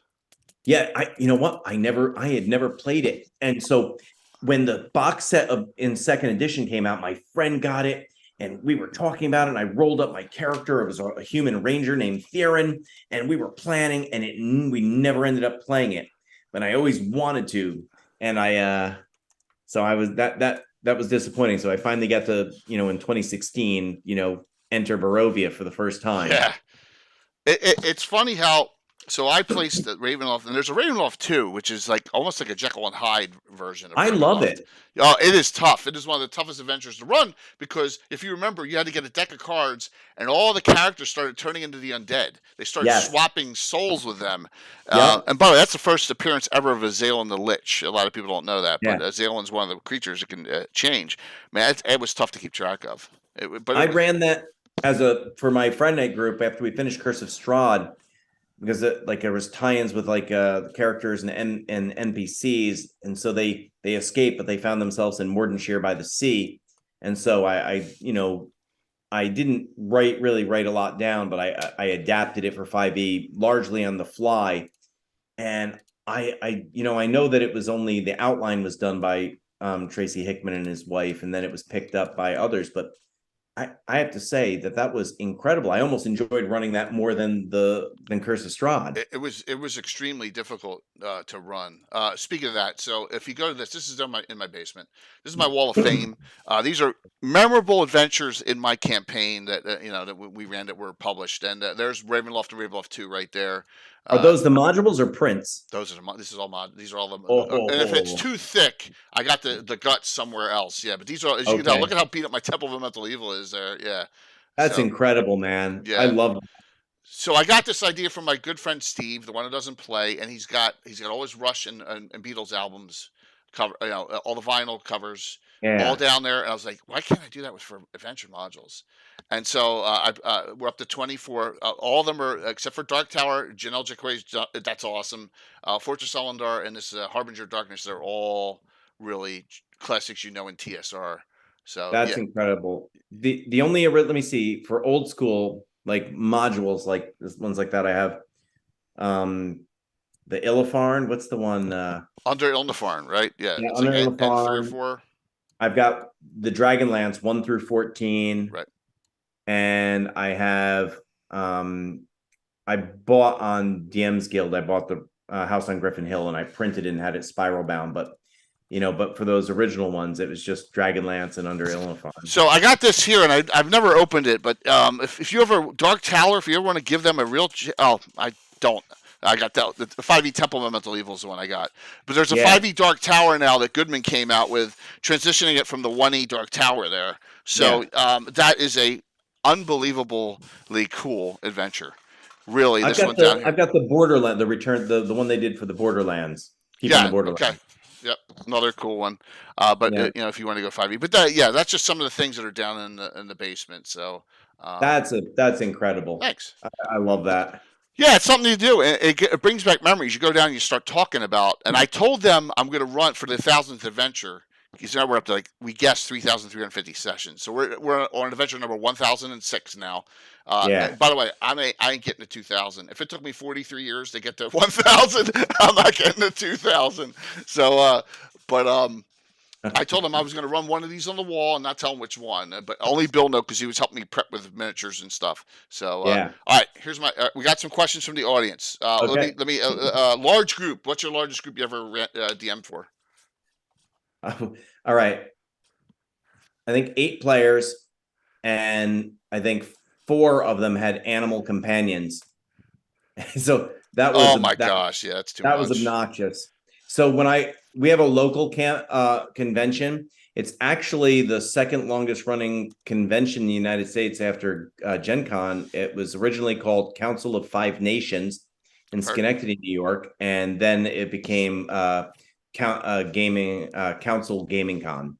And so when I would put my requirements in, it was like 6 players tops. That's I didn't want to do anything. You have to, absolutely. For me, 8 animal companions. The animal companions kill it. There's just oh my gosh, stop. Many. Or having red shirts there, torch bearers. I call them red shirts because I kill them instantly. The henchmen. Yes.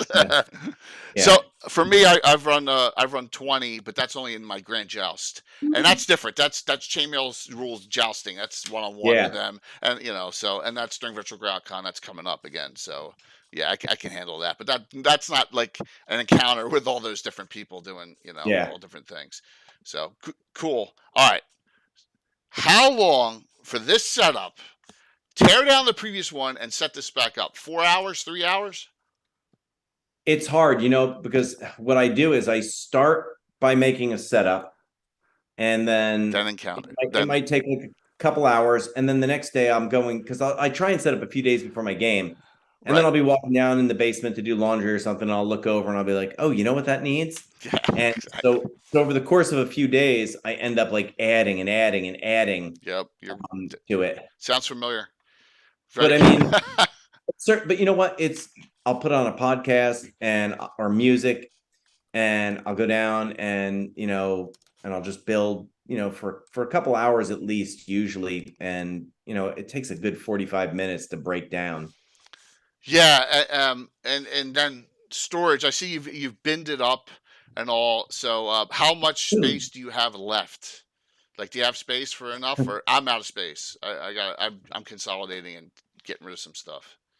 Well, I'm going to move the fridge upstairs in the garage. That'll give me a little bit of space, but really I have a big gaming shelf for board games, but it's also where my youngest son keeps his collection of minis in Dwarven Forge and Legos. So, it could be a few more years before I get that space.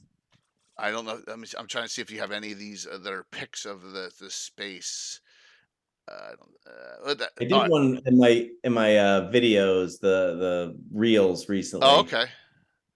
Yeah, there's some great stuff here. Oh, here we go. There we go. Yeah. There you go. Nice. Oh, that's good. That's yours is wider than mine. Mine runs the entire length of the house and has 2 openings in the front and back with a lot of rooms. Yeah, and it's very organized. Yeah. Yeah. Oh, that's And good. since then, I've taken a credenza that my wife was getting rid of from her office. She works for a publishing company, so she works from home. And I brought that downstairs. I was like, no, we're not going to get rid of it. I can use it.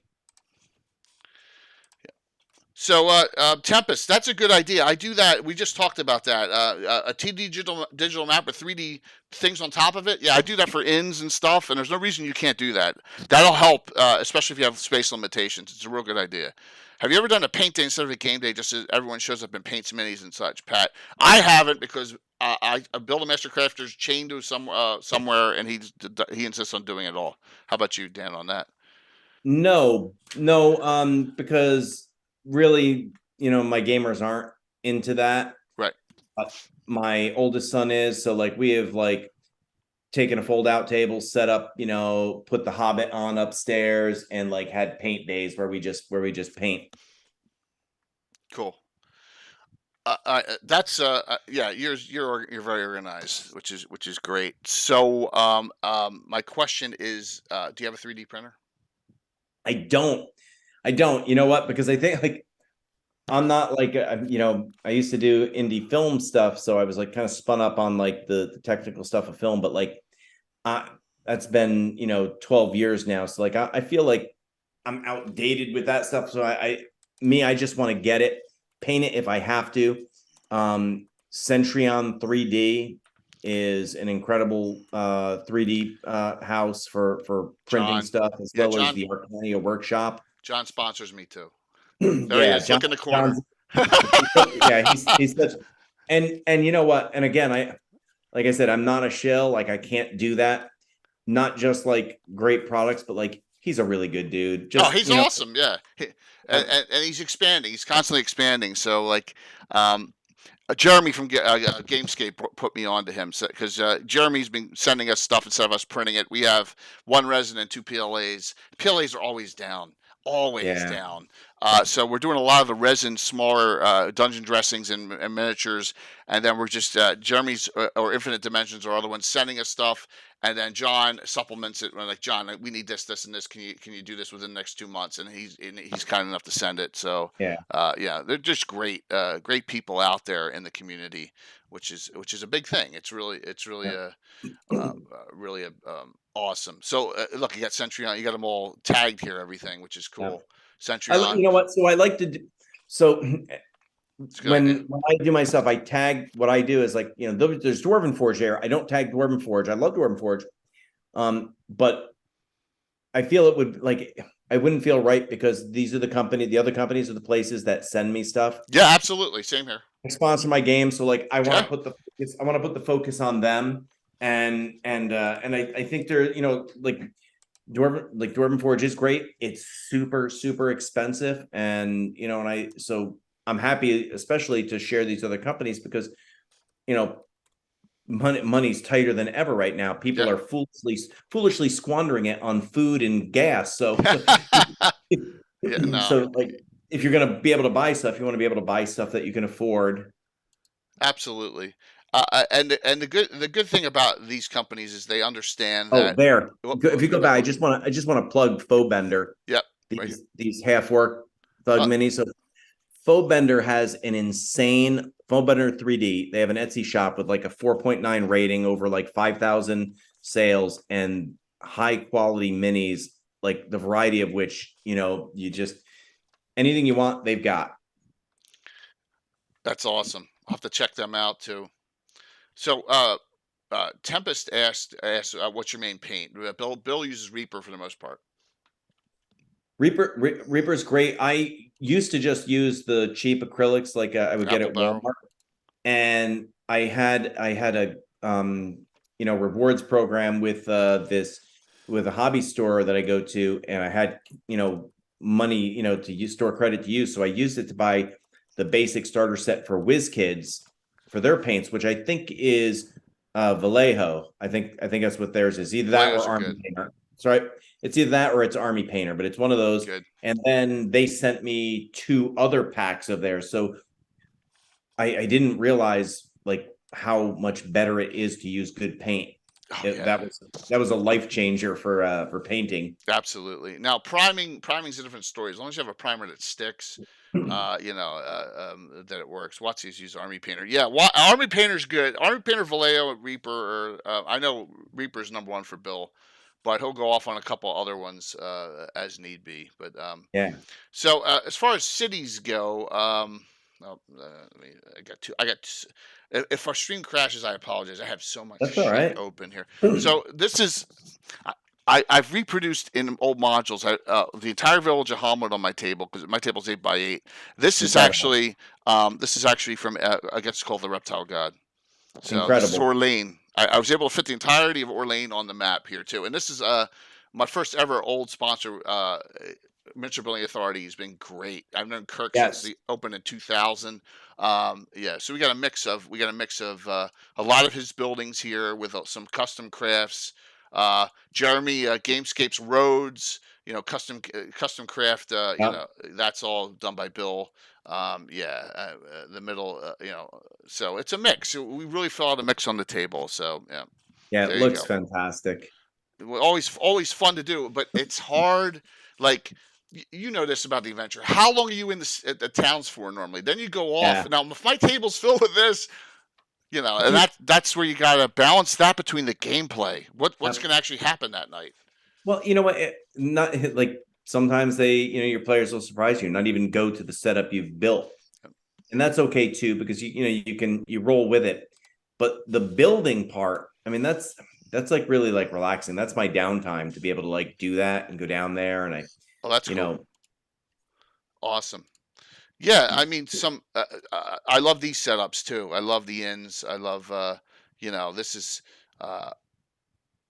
Manor. I think that was a haunted manor I had. Is that Dwarven Forge or is that That's WizKids? Dwarven. Yeah, that's Dwarven That's Dwarven Forge. Forge. Yeah, Yeah, because I can tell by the lights. I love their yeah, LEDs. I buy as many of their LED lights as I can and use them yeah, in all sorts of settings. yeah. That's a cool one too. So that what's the And that's underlay? a Cigar Box Battles Okay. game mat. Okay. Nice. I see Centurion prints from different companies. Yep. So there's it's a mix of Centurion and the Arcania Workshop and Dungeon artifacts. Okay.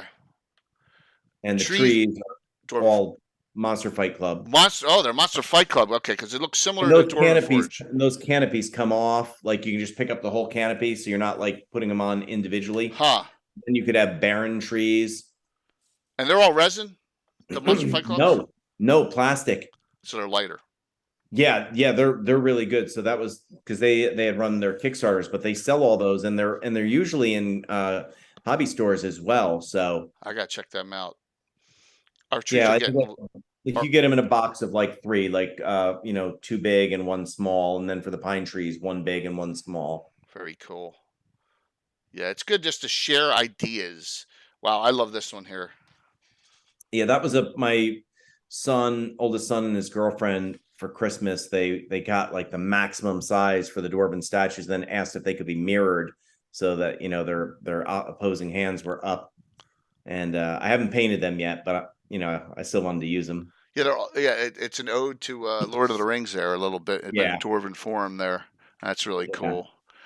All right, so scenario wise, and I know we've talked a lot of terrain here, but I know.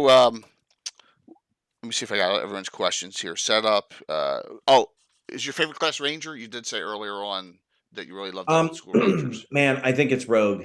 Okay. And and not just that, but like, but I like clerics too. I mean, some of my favorite characters were maybe in 5th edition it's Rogue.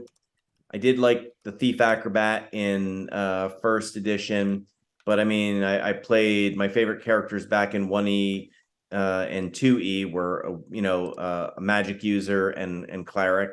So I don't necessarily have like a favorite. I'm happy to play hero support.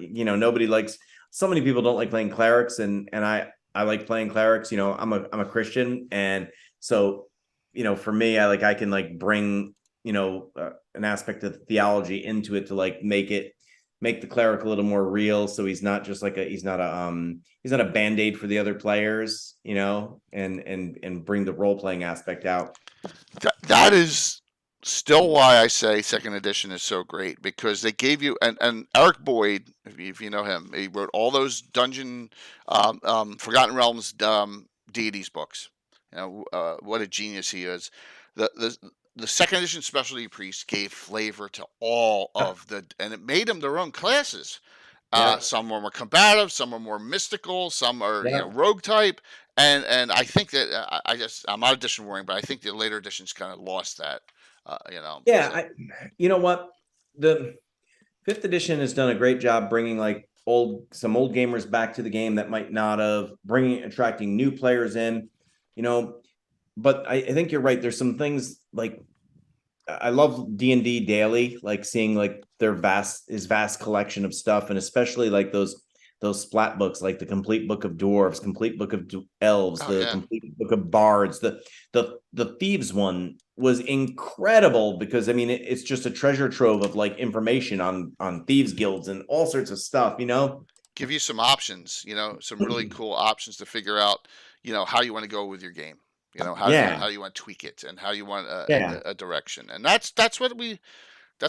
we've always stayed with 1E2. We didn't, we've developed this whole system, Yeah, So, and so everybody of whatever age they're in, grows up in whatever that magic area was. Like my gamers were in 3. They play a little bit differently than I would, because of where the time period I grew up in. So it's not that like, the older gamers were not like these old Gronyard gatekeepers. It's just like for us, there's this nostalgia value that, and it's not just nostalgia. I mean, it's solid. The rules are solid. The game mechanics are solid. I can appreciate newer systems as well, yeah, yeah. and at some point, the gamers who came in and started playing these later editions, and kind of, and sometimes there's some funny comments, for the older gamer, that they have. One day they're going to be the older gamer, and they're going to be Yeah, saying, "New kids in your 80th edition." yeah. Well, we're there now, man. So and hey, they may be getting it soon too. If there's a D&D 1 turns into 6, then their Yeah. 5E's out antiquated. Who knows? Yeah. They'll be My, you like, know what, my 15-year-old, a lot of times, like, he's like, it's bedtime, and he's like, "Can I read for a few minutes?" I said, "Sure." And I go in the next morning, and on his nightstand is the Fiend Folio or the Monster Manual 2 from first edition. And I'm like, all right. yeah, absolutely. So Carlos Lysing, I don't know if you know him, CSL Entertainment. All right, here comes my plug. Um, Carlos is a great old schooler. He's part of the Grail community. This is the adventure I did jointly with him, Horror and Hools, published. And that's work by, oh my God, my brain just shut off. Um, oh man, I apologize. That's all right. Who did my artwork? Oh my God. Chet Minton. Chet Minton did the artwork. But we have, there's just so many things out there from Fiend Folio that like are lost to time. Like just recently, I put someone up against a Syphil, colonial insect form, artificial life, one of those bug creatures, and everyone's like, "Oh my God, you used a Syphil on us." Yeah, but that's cool that he's reading the old stuff, because when the editions change, things go away and get lost forever, which is a shame. Yeah, it's funny though. What's interesting, as I was thinking about a post I want to do coming up, where I said to my youngest son, I was like, "Okay, tell me your top 5 favorite monsters," and I'll do mine, and we'll do it like as a split screen, and we'll take pictures of each of the monsters in their environment. And I've come to realize, maybe my favorite monster to use, and you can't use every time, but use a lot, I never used back in the day, and that's a roper. Oh yeah, I absolutely love ropers. there's an They're Adiog. Yeah, Atiag. I never used an Atiag. I never used a roper. I never used a Grell. These were things I didn't use, and like, some of them, like, I started to use in 4th edition. And I was like, Grells are wow, why nasty. didn't I ever really use these? Yeah, Grells are really nasty. Absolutely, and they're just great. Disenchanters or cataplebuses or Yeah. My wife is terrified of because of one encounter back like probably in 2006 in a campaign I ran. She was playing a paladin. She's terrified, shaken to this day about rust monsters. Oh, there goes your armor. There goes your weaponry. It just, well, you know, so that was the time, I have to admit, I it was a kind of a jerk move, but like I realized I had given her a really powerful shield too early, and I was like, I got to take care of this. I threw in a rust monster. My wife is like the nicest person ever. Like, she doesn't get mad. She was mad. She was mad at me. We call that DM's crushing fist. Yeah. It's coming. You got to undo it. Hey, Phoenixy, good to see you. Z RPG is a great roper encounter in Old Dwarven Bridge in the Underdark. That's awesome, dude. It's good to see you. Another good to see you, John, out there. Wow. Yeah, there's your roper mini. I'm not sure if you're running that encounter with that or. Well, yeah, you know what? I've got 3 different ropers, you know, minis, and you know, one day I'm going to use all 3 at the same time. Yeah. Well, there they go. There they are. There they are. you got the DM screen too. That Gale Force 9. Yeah. Yeah. I'll tell you something. And one thing like I like doing with ropers, I don't know if anybody else does this, but I love putting them on the ceiling because they have a 50-foot reach, and like grab players, drag them all the way up, bite them, and just drop them, and just keep repeat and repeat. And they're brutal because their AC is pretty high. The best thing to do with them is take the stalagmites you get from Dwarven Forge in the original sets and put them out there. And when someone runs by, you put the roper miniature out because yeah, you know, I do that that's the great thing about it. So, oh man, that's so much fun. Oh, this is cool. That's cool. Oh yeah, little storm giant cloud. Yeah, that wasn't for anything. I was just building just for fun. I was like, oh, you know what? Let me see if I could do something with that. Yeah, you so Patrick Kane, Ancient Gamer, asks, do you have a budget for costs on spending? Like the wife's like, that's it, or you know, or no, I haven't spent on anything in years now. Maybe a little. You know what I got for Christmas? One that in that middle picture of me on top, yes, is Tower. That was a big expense. That was a present. And but other than that, is that a Dwarven Forge or is that a? No, that's WizKids. That's a WizKid. Wow. Okay. That's WizKids. But I don't spend anymore. You know what? Like many Americans, man, money's tight. So yeah. I have so much stuff. I don't need to, but like I'm really fortunate. I feel really, really blessed, you know, that I look at it like God gave me an amazing platform on Instagram, and because of that, people have sent gifts. So yep, you know, that's why I like helping people out. Some people like, you know, like what I've understood is that some people are paid. They're paid to share a post, and you know, and not cheap either. And like I don't want to do that. Like, you know, I want to help people out. I want to, like, you know, if somebody's got something that's worthwhile, and even if they don't like send it to me, if they've got a worthwhile project and they ask me, I'm happy to share it. You know, that's you know, I think the community's great, and I want to be able to help out that way. They know your integrity, so they know what you're going to give, what you say, and that's a big thing. Your word's a big thing. For all my sponsors, I don't have written contracts with them. With Reaper, yeah. There's no written, but you know, you do what you say, and you help them, you know, and they'll send you stuff, and that's great. That's fantastic. Yeah, but I used to, years ago, I would buy I would like, because I really minis were like, you know, it was maps and minis. So it wasn't, I worked at I didn't work, but I ran at a game store. I ran the weekly encounters, and it was the store charged $3 per player, and they kept $1 and I got $2 in store credit per player. And like, so each year, I mean, I would get like about $900 to $1,000 in store credit. So like that, you know, so even before getting stuff from sponsors, I would, you know, using store credit to buy stuff.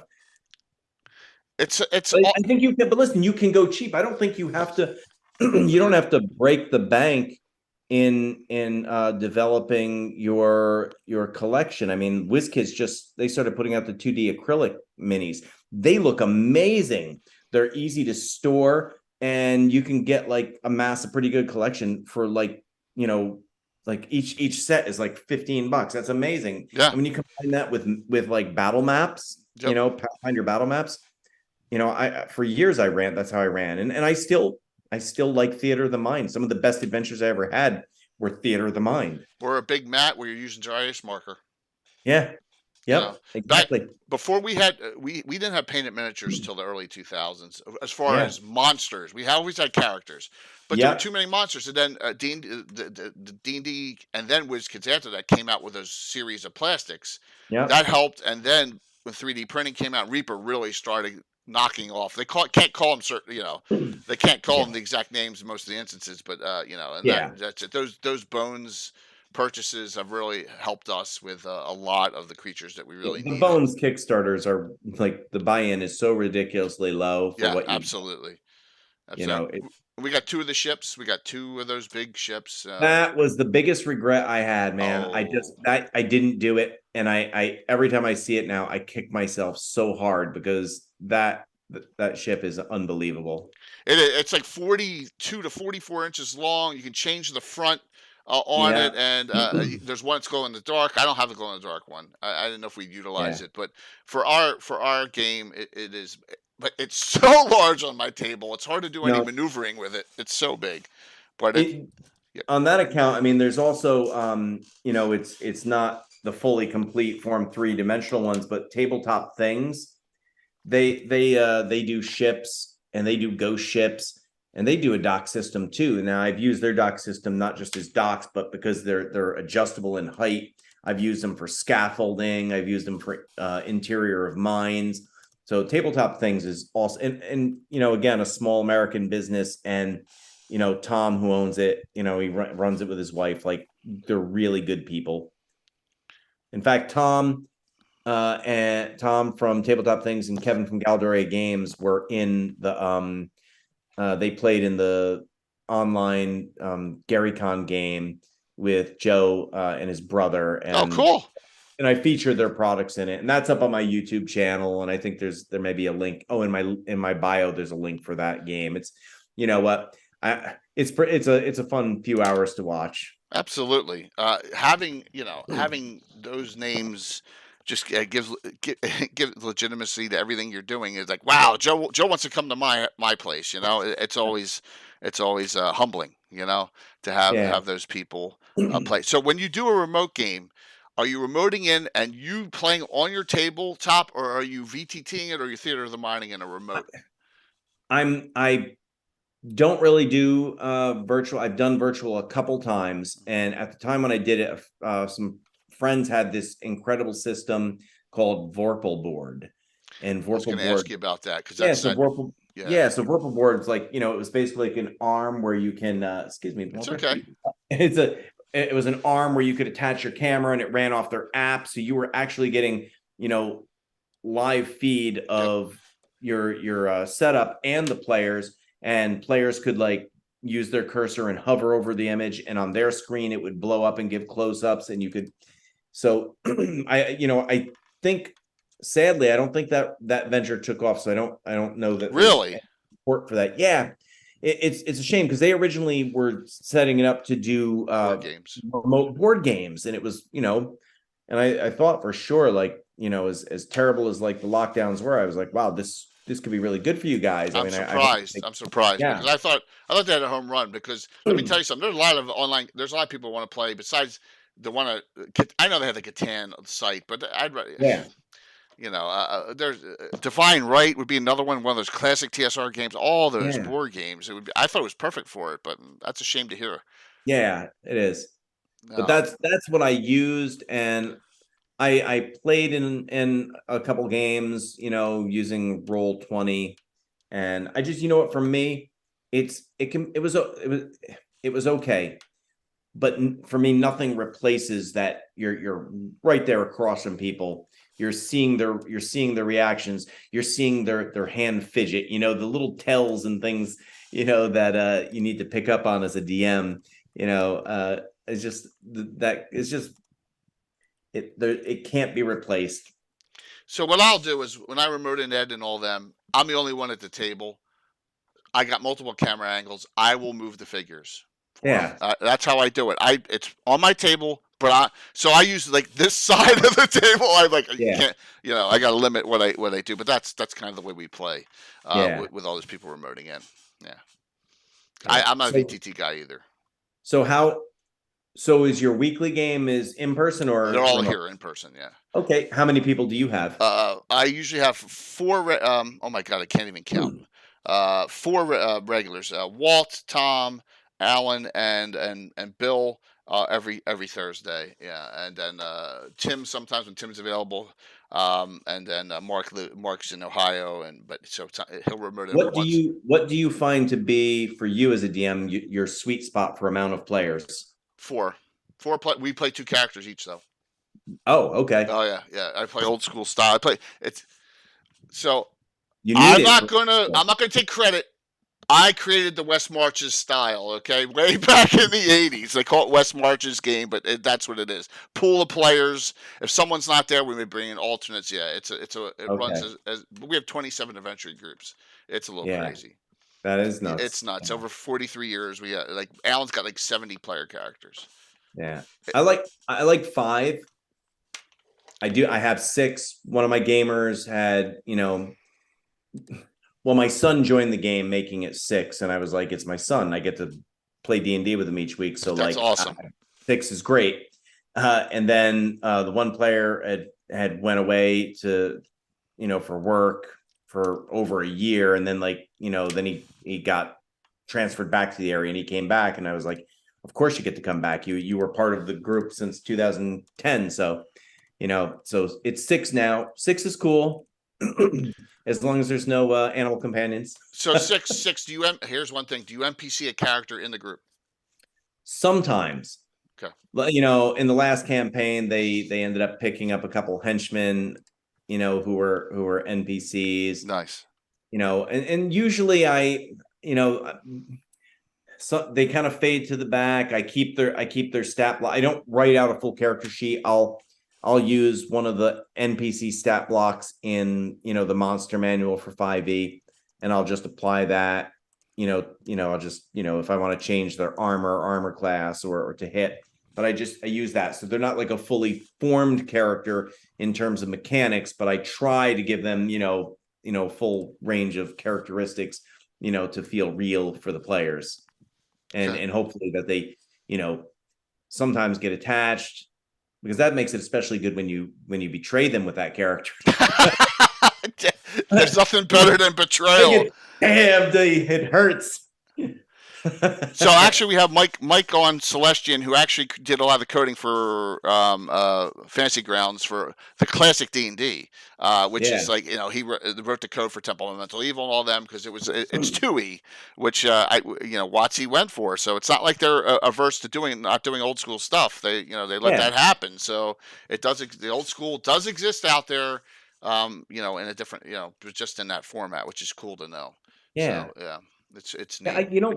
There is, I mean, there's talk about like this kind of old school revival. One of my friends, they made through Instagram, Todd Putnam, he swears by Shadow Dark, and he's like, you've got to try Shadow Dark. So I've it just came out, didn't it? Yeah, and I want to float that by my players. My brother's gonna cringe a little bit because for him, it's like he has to he's a brand guy. He likes his D&D. Absolutely, I know the feeling. I don't want to get we get too much vested in to go off of 1e 2e, but I'll throw in rules from other stuff. Like I'll throw in Castles and Crusades stuff, and I'm writing classes for the Castles and Crusades system for my box set and all that. So there's stuff going back and forth in other systems. It's just what do you play? What's it say, Mike? My beta version of Foundry rules set for Osric will be out of beta in a month or so. Oh, cool. Oh, that's awesome. So I didn't realize you're coding for Foundry now too, Mike. That's awesome. That's good. So there's a lot of old school going on between OSE and Castles and Crusades is definitely old school. Swords and Wizardry, Finch's system, which I know it broke off from Frog God. He's still out there with that, and there's still some pretty good old school stuff out there. Yeah, Yeah. definitely. You know, what's cool is I found is, so we're older gamers, but like the age gap is not a like, and maybe in other hobbies or interests, maybe it can be a barrier, but in D&D, it's not. It doesn't matter. I mean, like my oldest gamer at my table is 61. My youngest is 25. Nice And mix. we have some in between there. So it's and nobody is out of place. There's nobody out of step. Everybody, so I really I enjoy that. I mean, and in fact, in my bi-monthly game, the Curse of Strahd game, the youngest is 15 and the oldest is 61. So like it's this wide range, and we all like, we come in, we love it, and get along and play the game. That's kind of, there's not a lot of activities that are like that. There aren't, no, because you're not playing football or soccer with a 15-year-old and a 61-year-old at the same time. Yeah. They're it's so true. It's just and so besides D&D, do you play any other system? Like I play BattleTech. I have all the minis from the old fashioned game. We stream that, and we do that like once every 2 to 3 months. On a Saturday morning, I'll run a game like that. Is there anything else, other systems you throw out there? And do you ever mix systems? Like you ever play like mix a Boot Hill in with an AD&D, the old school, or I no, I primarily stick with what I'm playing with the campaign. But that being said, to like the campaign we did before, we did a short one with Old School Essentials. Yeah. I ran the entire Skull and Shackle adventure path for Pathfinder, which was great. Eric Bono would be happy. Yeah, it was so. There's I'm not opposed, but I'm kind of I'm not a fantasy snob. I just love fantasy more than now. I'll throw in like some tech stuff. Like I for one campaign, I brought the characters to the moon, and it was a very Flash Gordon esque thing. Speaking of Flash Gordon, I've seen that. Like I played once at a convention, Savage Worlds. Okay, yeah. Worlds was excellent. Yep. And I know that they have a Flash Gordon rule, like, rule set. And I know you can basically use that system for anything, but they did have like special books for Flash Gordon, which is pretty cool. Yeah, they have D&D, and they also have Western. I think they have a whole mix of stuff. Yeah. Yeah. Which is cool. Again, it'd be a hard sell for my brother, and because I love my brother, and I want him to like keep coming to the game, so I see him each week. Like I'll stick with D&D. What about any Call of Cthulhu? Savage Worlds that was fun. Excellent. No Chaosium, no Call of Cthulhu here and there. Oh, you know what? When I was young, we played a little vampire. Okay. I tend to like playing good guys though, so I was a vampire hunter. We did we did a little bit of Star Frontiers and Gangbusters. Was that it? Gangbusters? Yes, Gangbusters. Yeah. I think I read Top Secret once. Yeah, Palladium. My brother, actually, the one who got me in D&D, the one who's kind of a D&D like snob like that. I remember him telling me about Palladium when he played that also in the Marines, and that also sounded cool. I remember looking through the books, and that was great just for the artwork and looking through. Yeah, and there's a lot of that. If you go back to Metamorphosis Alpha, you got the Starship Warden that Jim Ward did. Where he and we always heard that story. He killed like Mordenkainen 6 times in that adventure, and that's why Gygax called Jim Ward, "You're the Monty Hall DM," and that's how the phrase got coined. All those mixes of technologies kind of neat in the old days. Maybe someday I'll get off of my behind and get it. Maybe there, Curtis. It's up to you, man. What was the game we were Champions? I was sitting at Gary Con, and my friend Curtis and his friends were in a room, and they're playing Champions, and I was like, cool. Was it Marvel? I think it was Champions. Just an old game from the 80s, going back. So there was some superhero. I don't know if we remember playing a superhero game once. So the one hobby store that I go to in Albany, Zombie Planet, the owner is George Vasilakos, and he owns Eden Studios, and they put out like games like Conspiracy X and All Flesh Must Be Eaten, and they did the Buffy the Vampire Slayer role playing game for a while. And I have the rule book for the All Flesh Must Be Eaten, and I've never played it. It's a zombie survival role playing game, and it's not. And I kind of like the idea of someday playing that, because it's not about like, oh, when I get to this level, it's just like you know your character is going to die. It's just how long can you survive? The zombie apocalypse. And also, they put out a bunch of books that were like, basically like Planet of the Apes themed zombies and Western. Oh my gosh! And, yeah, but it was like a D10 system, unisystem. You got a lot of fun comments going on in chat right now about the zombies and stuff. That's really great. Any other questions for Dan? I know we're running close to time here. We don't want to keep you too late. So what is in store for you in the future? Are you gonna just keep on running what you're doing, and any cons you're going to attend? Like, do you ever consider attending MEPACon in Scranton, PA? It's 3-4 hours away. You know what? I'm so out of the loop on that sort of thing. But Scranton's not super far from me. That would I would do stuff like that. Because that's 3 hours my way, 3 hours your way. Boom. So when does that take place? It's third week in October. I think, and the Greyhawk Reborn crew all goes to that. They have it every 6 months. MEPACon. That's funny. I think right in that time, like the 8th through 16th, I'm at a mission with some church members for a week. So but in the future, I've also there's PAX Unplugged in Philly.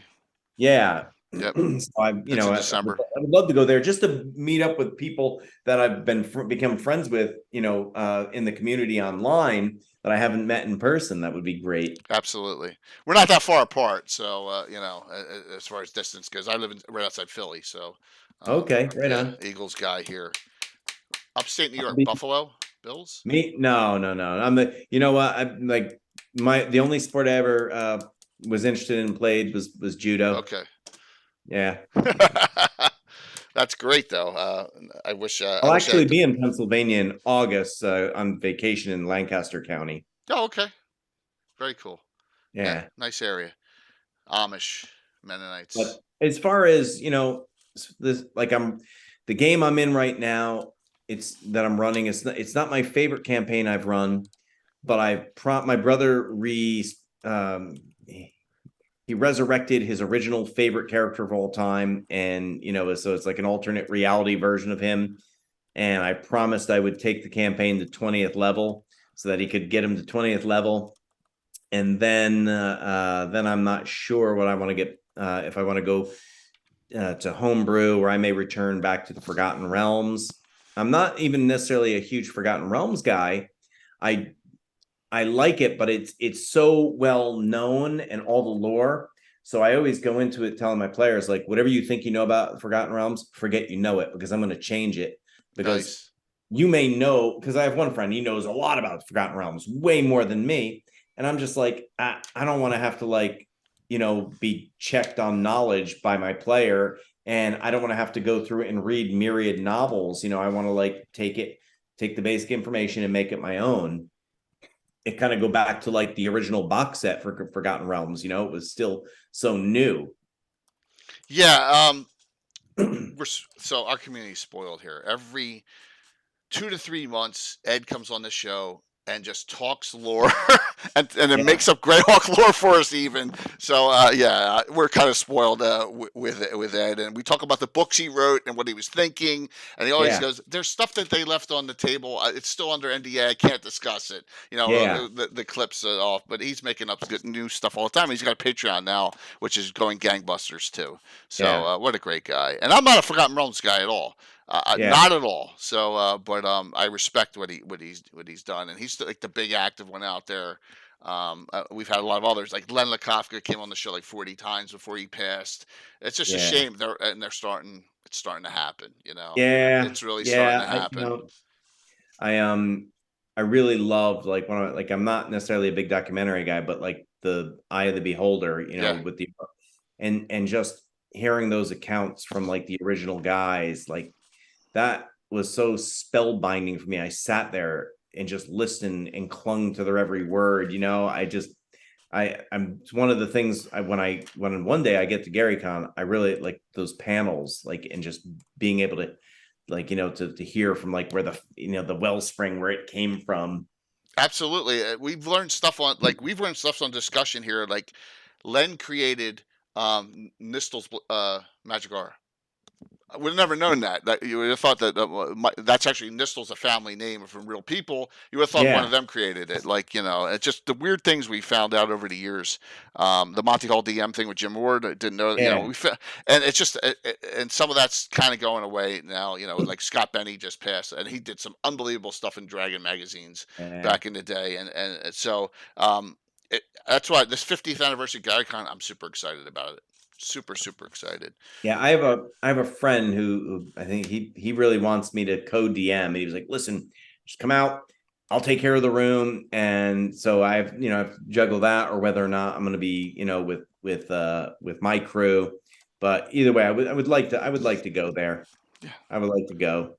The definitely. 50th seems fitting.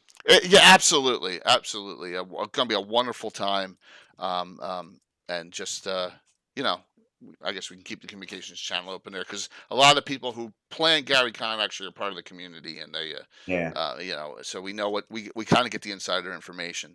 So, anything you'd like to say to the audience? We've had a really large amount of people on asking a bunch of questions. They're all really. I'm really thankful that you came on because I want we've really hit a lot of we just spitballed some topics, Yeah. so. No, thank you. This is really cool. It's, what?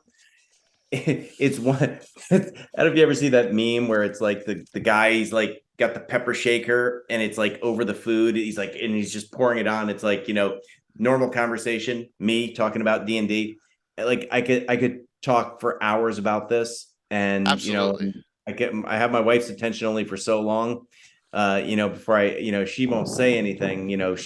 I just see the eyes glaze over. So but I mean, I find that I could talk about this and all the topics, whether it's, player information or dungeon master stuff, or the terrain, or just like the old school stuff and just the memories. It's a topic I could just go on about. So I'm really glad to have had this Well, conversation and I, share I it with you. I appreciate that. So a couple things to ask. In the future, I have a DM's roundtable discussion where I have three panelists and myself, and maybe Anna Yeah, Meyer, and we spitball topics. So I'd love to invite you back for one of those because you get to that meet would some be other cool. DMs. That would be cool. And then I offer this if you want to be a guest star in some of my special group games, maybe in the Ed Greenway game. That would be, dude, that would be amazing. Okay, That would be incredible. excellent. That would absolutely be incredible. Yeah, because and those characters stay in permanently. Like Luke Gygex's character Eliador is the son of Melf. Melf Yeah. Sassanaro. He created Male Elf. He created Yes. that character. Todd Stashwick has Morton Didiv, and those characters stay. Nothing is ever gets wasted in a Yeah. campaign, and your character will be a permanent fixture in the campaign. So That would cool. be I amazing. I will work out when our next game with Ed and the crew is, and we'll see if we can have you special guest on Oh, that. That would be dude. Yeah, fantastic. that puts a smile on my face. Awesome. Awesome. Really cool. So, audience, there it is. Our Virtual GrokCon 4 t-shirts. It sounds like you're going to be away when this is going on. Yeah. It's the 6th through the 8th. So, but there it is. We got the Dan Smith artwork. We got them in. Those that ordered them, I will send them out starting tomorrow. Like I said, all you fat guys, all my 3Xs went in like the first 5 minutes. I'm like, oh, great. I didn't order enough. Dale, right? And some of the other people. But I got plenty of all the other sizes still for the con, which is October 6th through the 8th. We're still looking for signups are going, and it's our 4th annual one. And then we do a big fundraiser, Dan, in February for St. Jude, where we have Oh, 3 days of awesome. live streams. All the community streamers go. And my game, I usually have all the big names, Eric Mona, Luke, Ed, all playing those games. And we raised Awesome. $25,400 last year. So we've raised Yeah. about $57,000 over the 5 years we've done it. Every year it gets Wow. bigger and bigger and bigger and bigger. Yeah. So That's incredible. yeah. Yeah, Mac, you can order one, man. I'll send it to the UK. Don't worry. Just got to sign up for the con, and I'll be more than happy to do it. Dale, I got yours. I know bears need big shirts. Dale, I'm just busting your stones. Some other things real quick before we go out. And then we have 2 Troller Game giveaways, a $25 gift certificate and a $15 gift certificate to Troller Game Store. What am I doing here? What's real quick here? Brain shut off. Schedule for this week. We're gonna have. It looks like I'm gonna have a Saturday morning game, which I don't have the topic on that. Wednesday, Anna says she's gonna be back from Sweden finally. Anna Meyer. So Anna, Mike, and myself, Villainous Layers of Greyhawk. Well, that's what we're gonna. That'll be the topic. Another Mike special topic for Wednesday night. It'll be a fun one. Ever want to delve into Corruptus's lair, White Plume Mountain? This will be the discussion for that one. That's Wednesday. Thursday night we start, and I showed you pictures for this. So this is a prelude. It's called the Siren's Beacon, and it's by one of my small, nice old schooler. It's called Dungeons and Days, gone by Creation Edge Games. All right, they're like $1.50 on. This is a lighthouse adventure. It's a prelude into Carlos's Thicker Than Water, which I'm going to start running. All right, and this is you should check these out. Let me. Oh, you're not on Twitch. I'll send you the link in Instagram. I mean, Carlos puts out some unbelievable old school adventures. I love lighthouse stuff. Yeah, lighthouse stuff is awesome, and this one's a water-based one. With that Sly Keta, which is a Greyhawk name changed slightly to protect the innocent. Yes. With Carlos's, Carlos is the genius on knowing how to run adventures in Greyhawk with stuff taken off of it. But that'll start on Thursday with my group, and then we'll have a Saturday adventure. It'll probably be water-based as well. So let me do the giveaways, and then we'll rate them to someone. Any last questions as I'm setting this up for Dan before we go here? Let me know, and let me just set the giveaway up real quick. Anyone? Yeah, Carlos makes some unbelievable stuff. Wonderful stuff here. So I'm going to close out the giveaway shortly. All right, let me do this. Troller Games is another one, Dan. Just if you ever want me to connect you with Chuck at Troller Games, I'd be more than happy to do that. Chuck and Steven Sherald himself. Steven plays in my game a lot too. Both great people. Yep, wonderful company. Are they on drive-through? Carlos's or not? Carlos has his own site. Here, let me link Carlos's right here. One sec. Oh, that's wrong. I hit a wrong button. How many freaking wrong buttons do I hit tonight, everyone? There you go. It's on. All right, first winner, $25 gift certificate. Lando. Good job, Lando. Second winner is LJ. All right, there you go. And yes. So thank you so very much, Dan. It was a wonderful discussion. Let's keep in touch. And definitely, brother. Yeah, and we'll talk about some future cons and get you in a game and think about you can almost play any class you want in old school. They have all the bases covered. So whatever we throw in would work perfectly for that. And and then let's I'll hit you up next time we have a DM's roundtable. Thank you, everyone. Hope you enjoyed this. Who am I reading into tonight? I didn't see Darling on tonight. I don't think she's on. I don't think Darling's playing. Oh, there's Darling. Darling's on. Okay, we're rating the Darling Creep Show, one of our partners in our stream team. So, all right. See you all soon. All right, everyone have a great night. Thank you.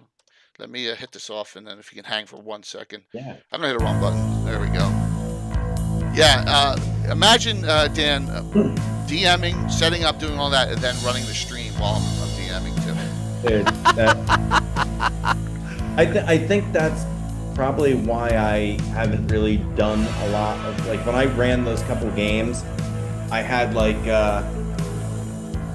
somebody on the other end doing stuff. Like for the GaryCon one, I had to man the camera and stuff, but I had, one of the people from Purple Bar playing, and another one at his remote place doing like the other adjustments, 5, 4, 3, 2, 1. All right, see you Wednesday night. Have a good one.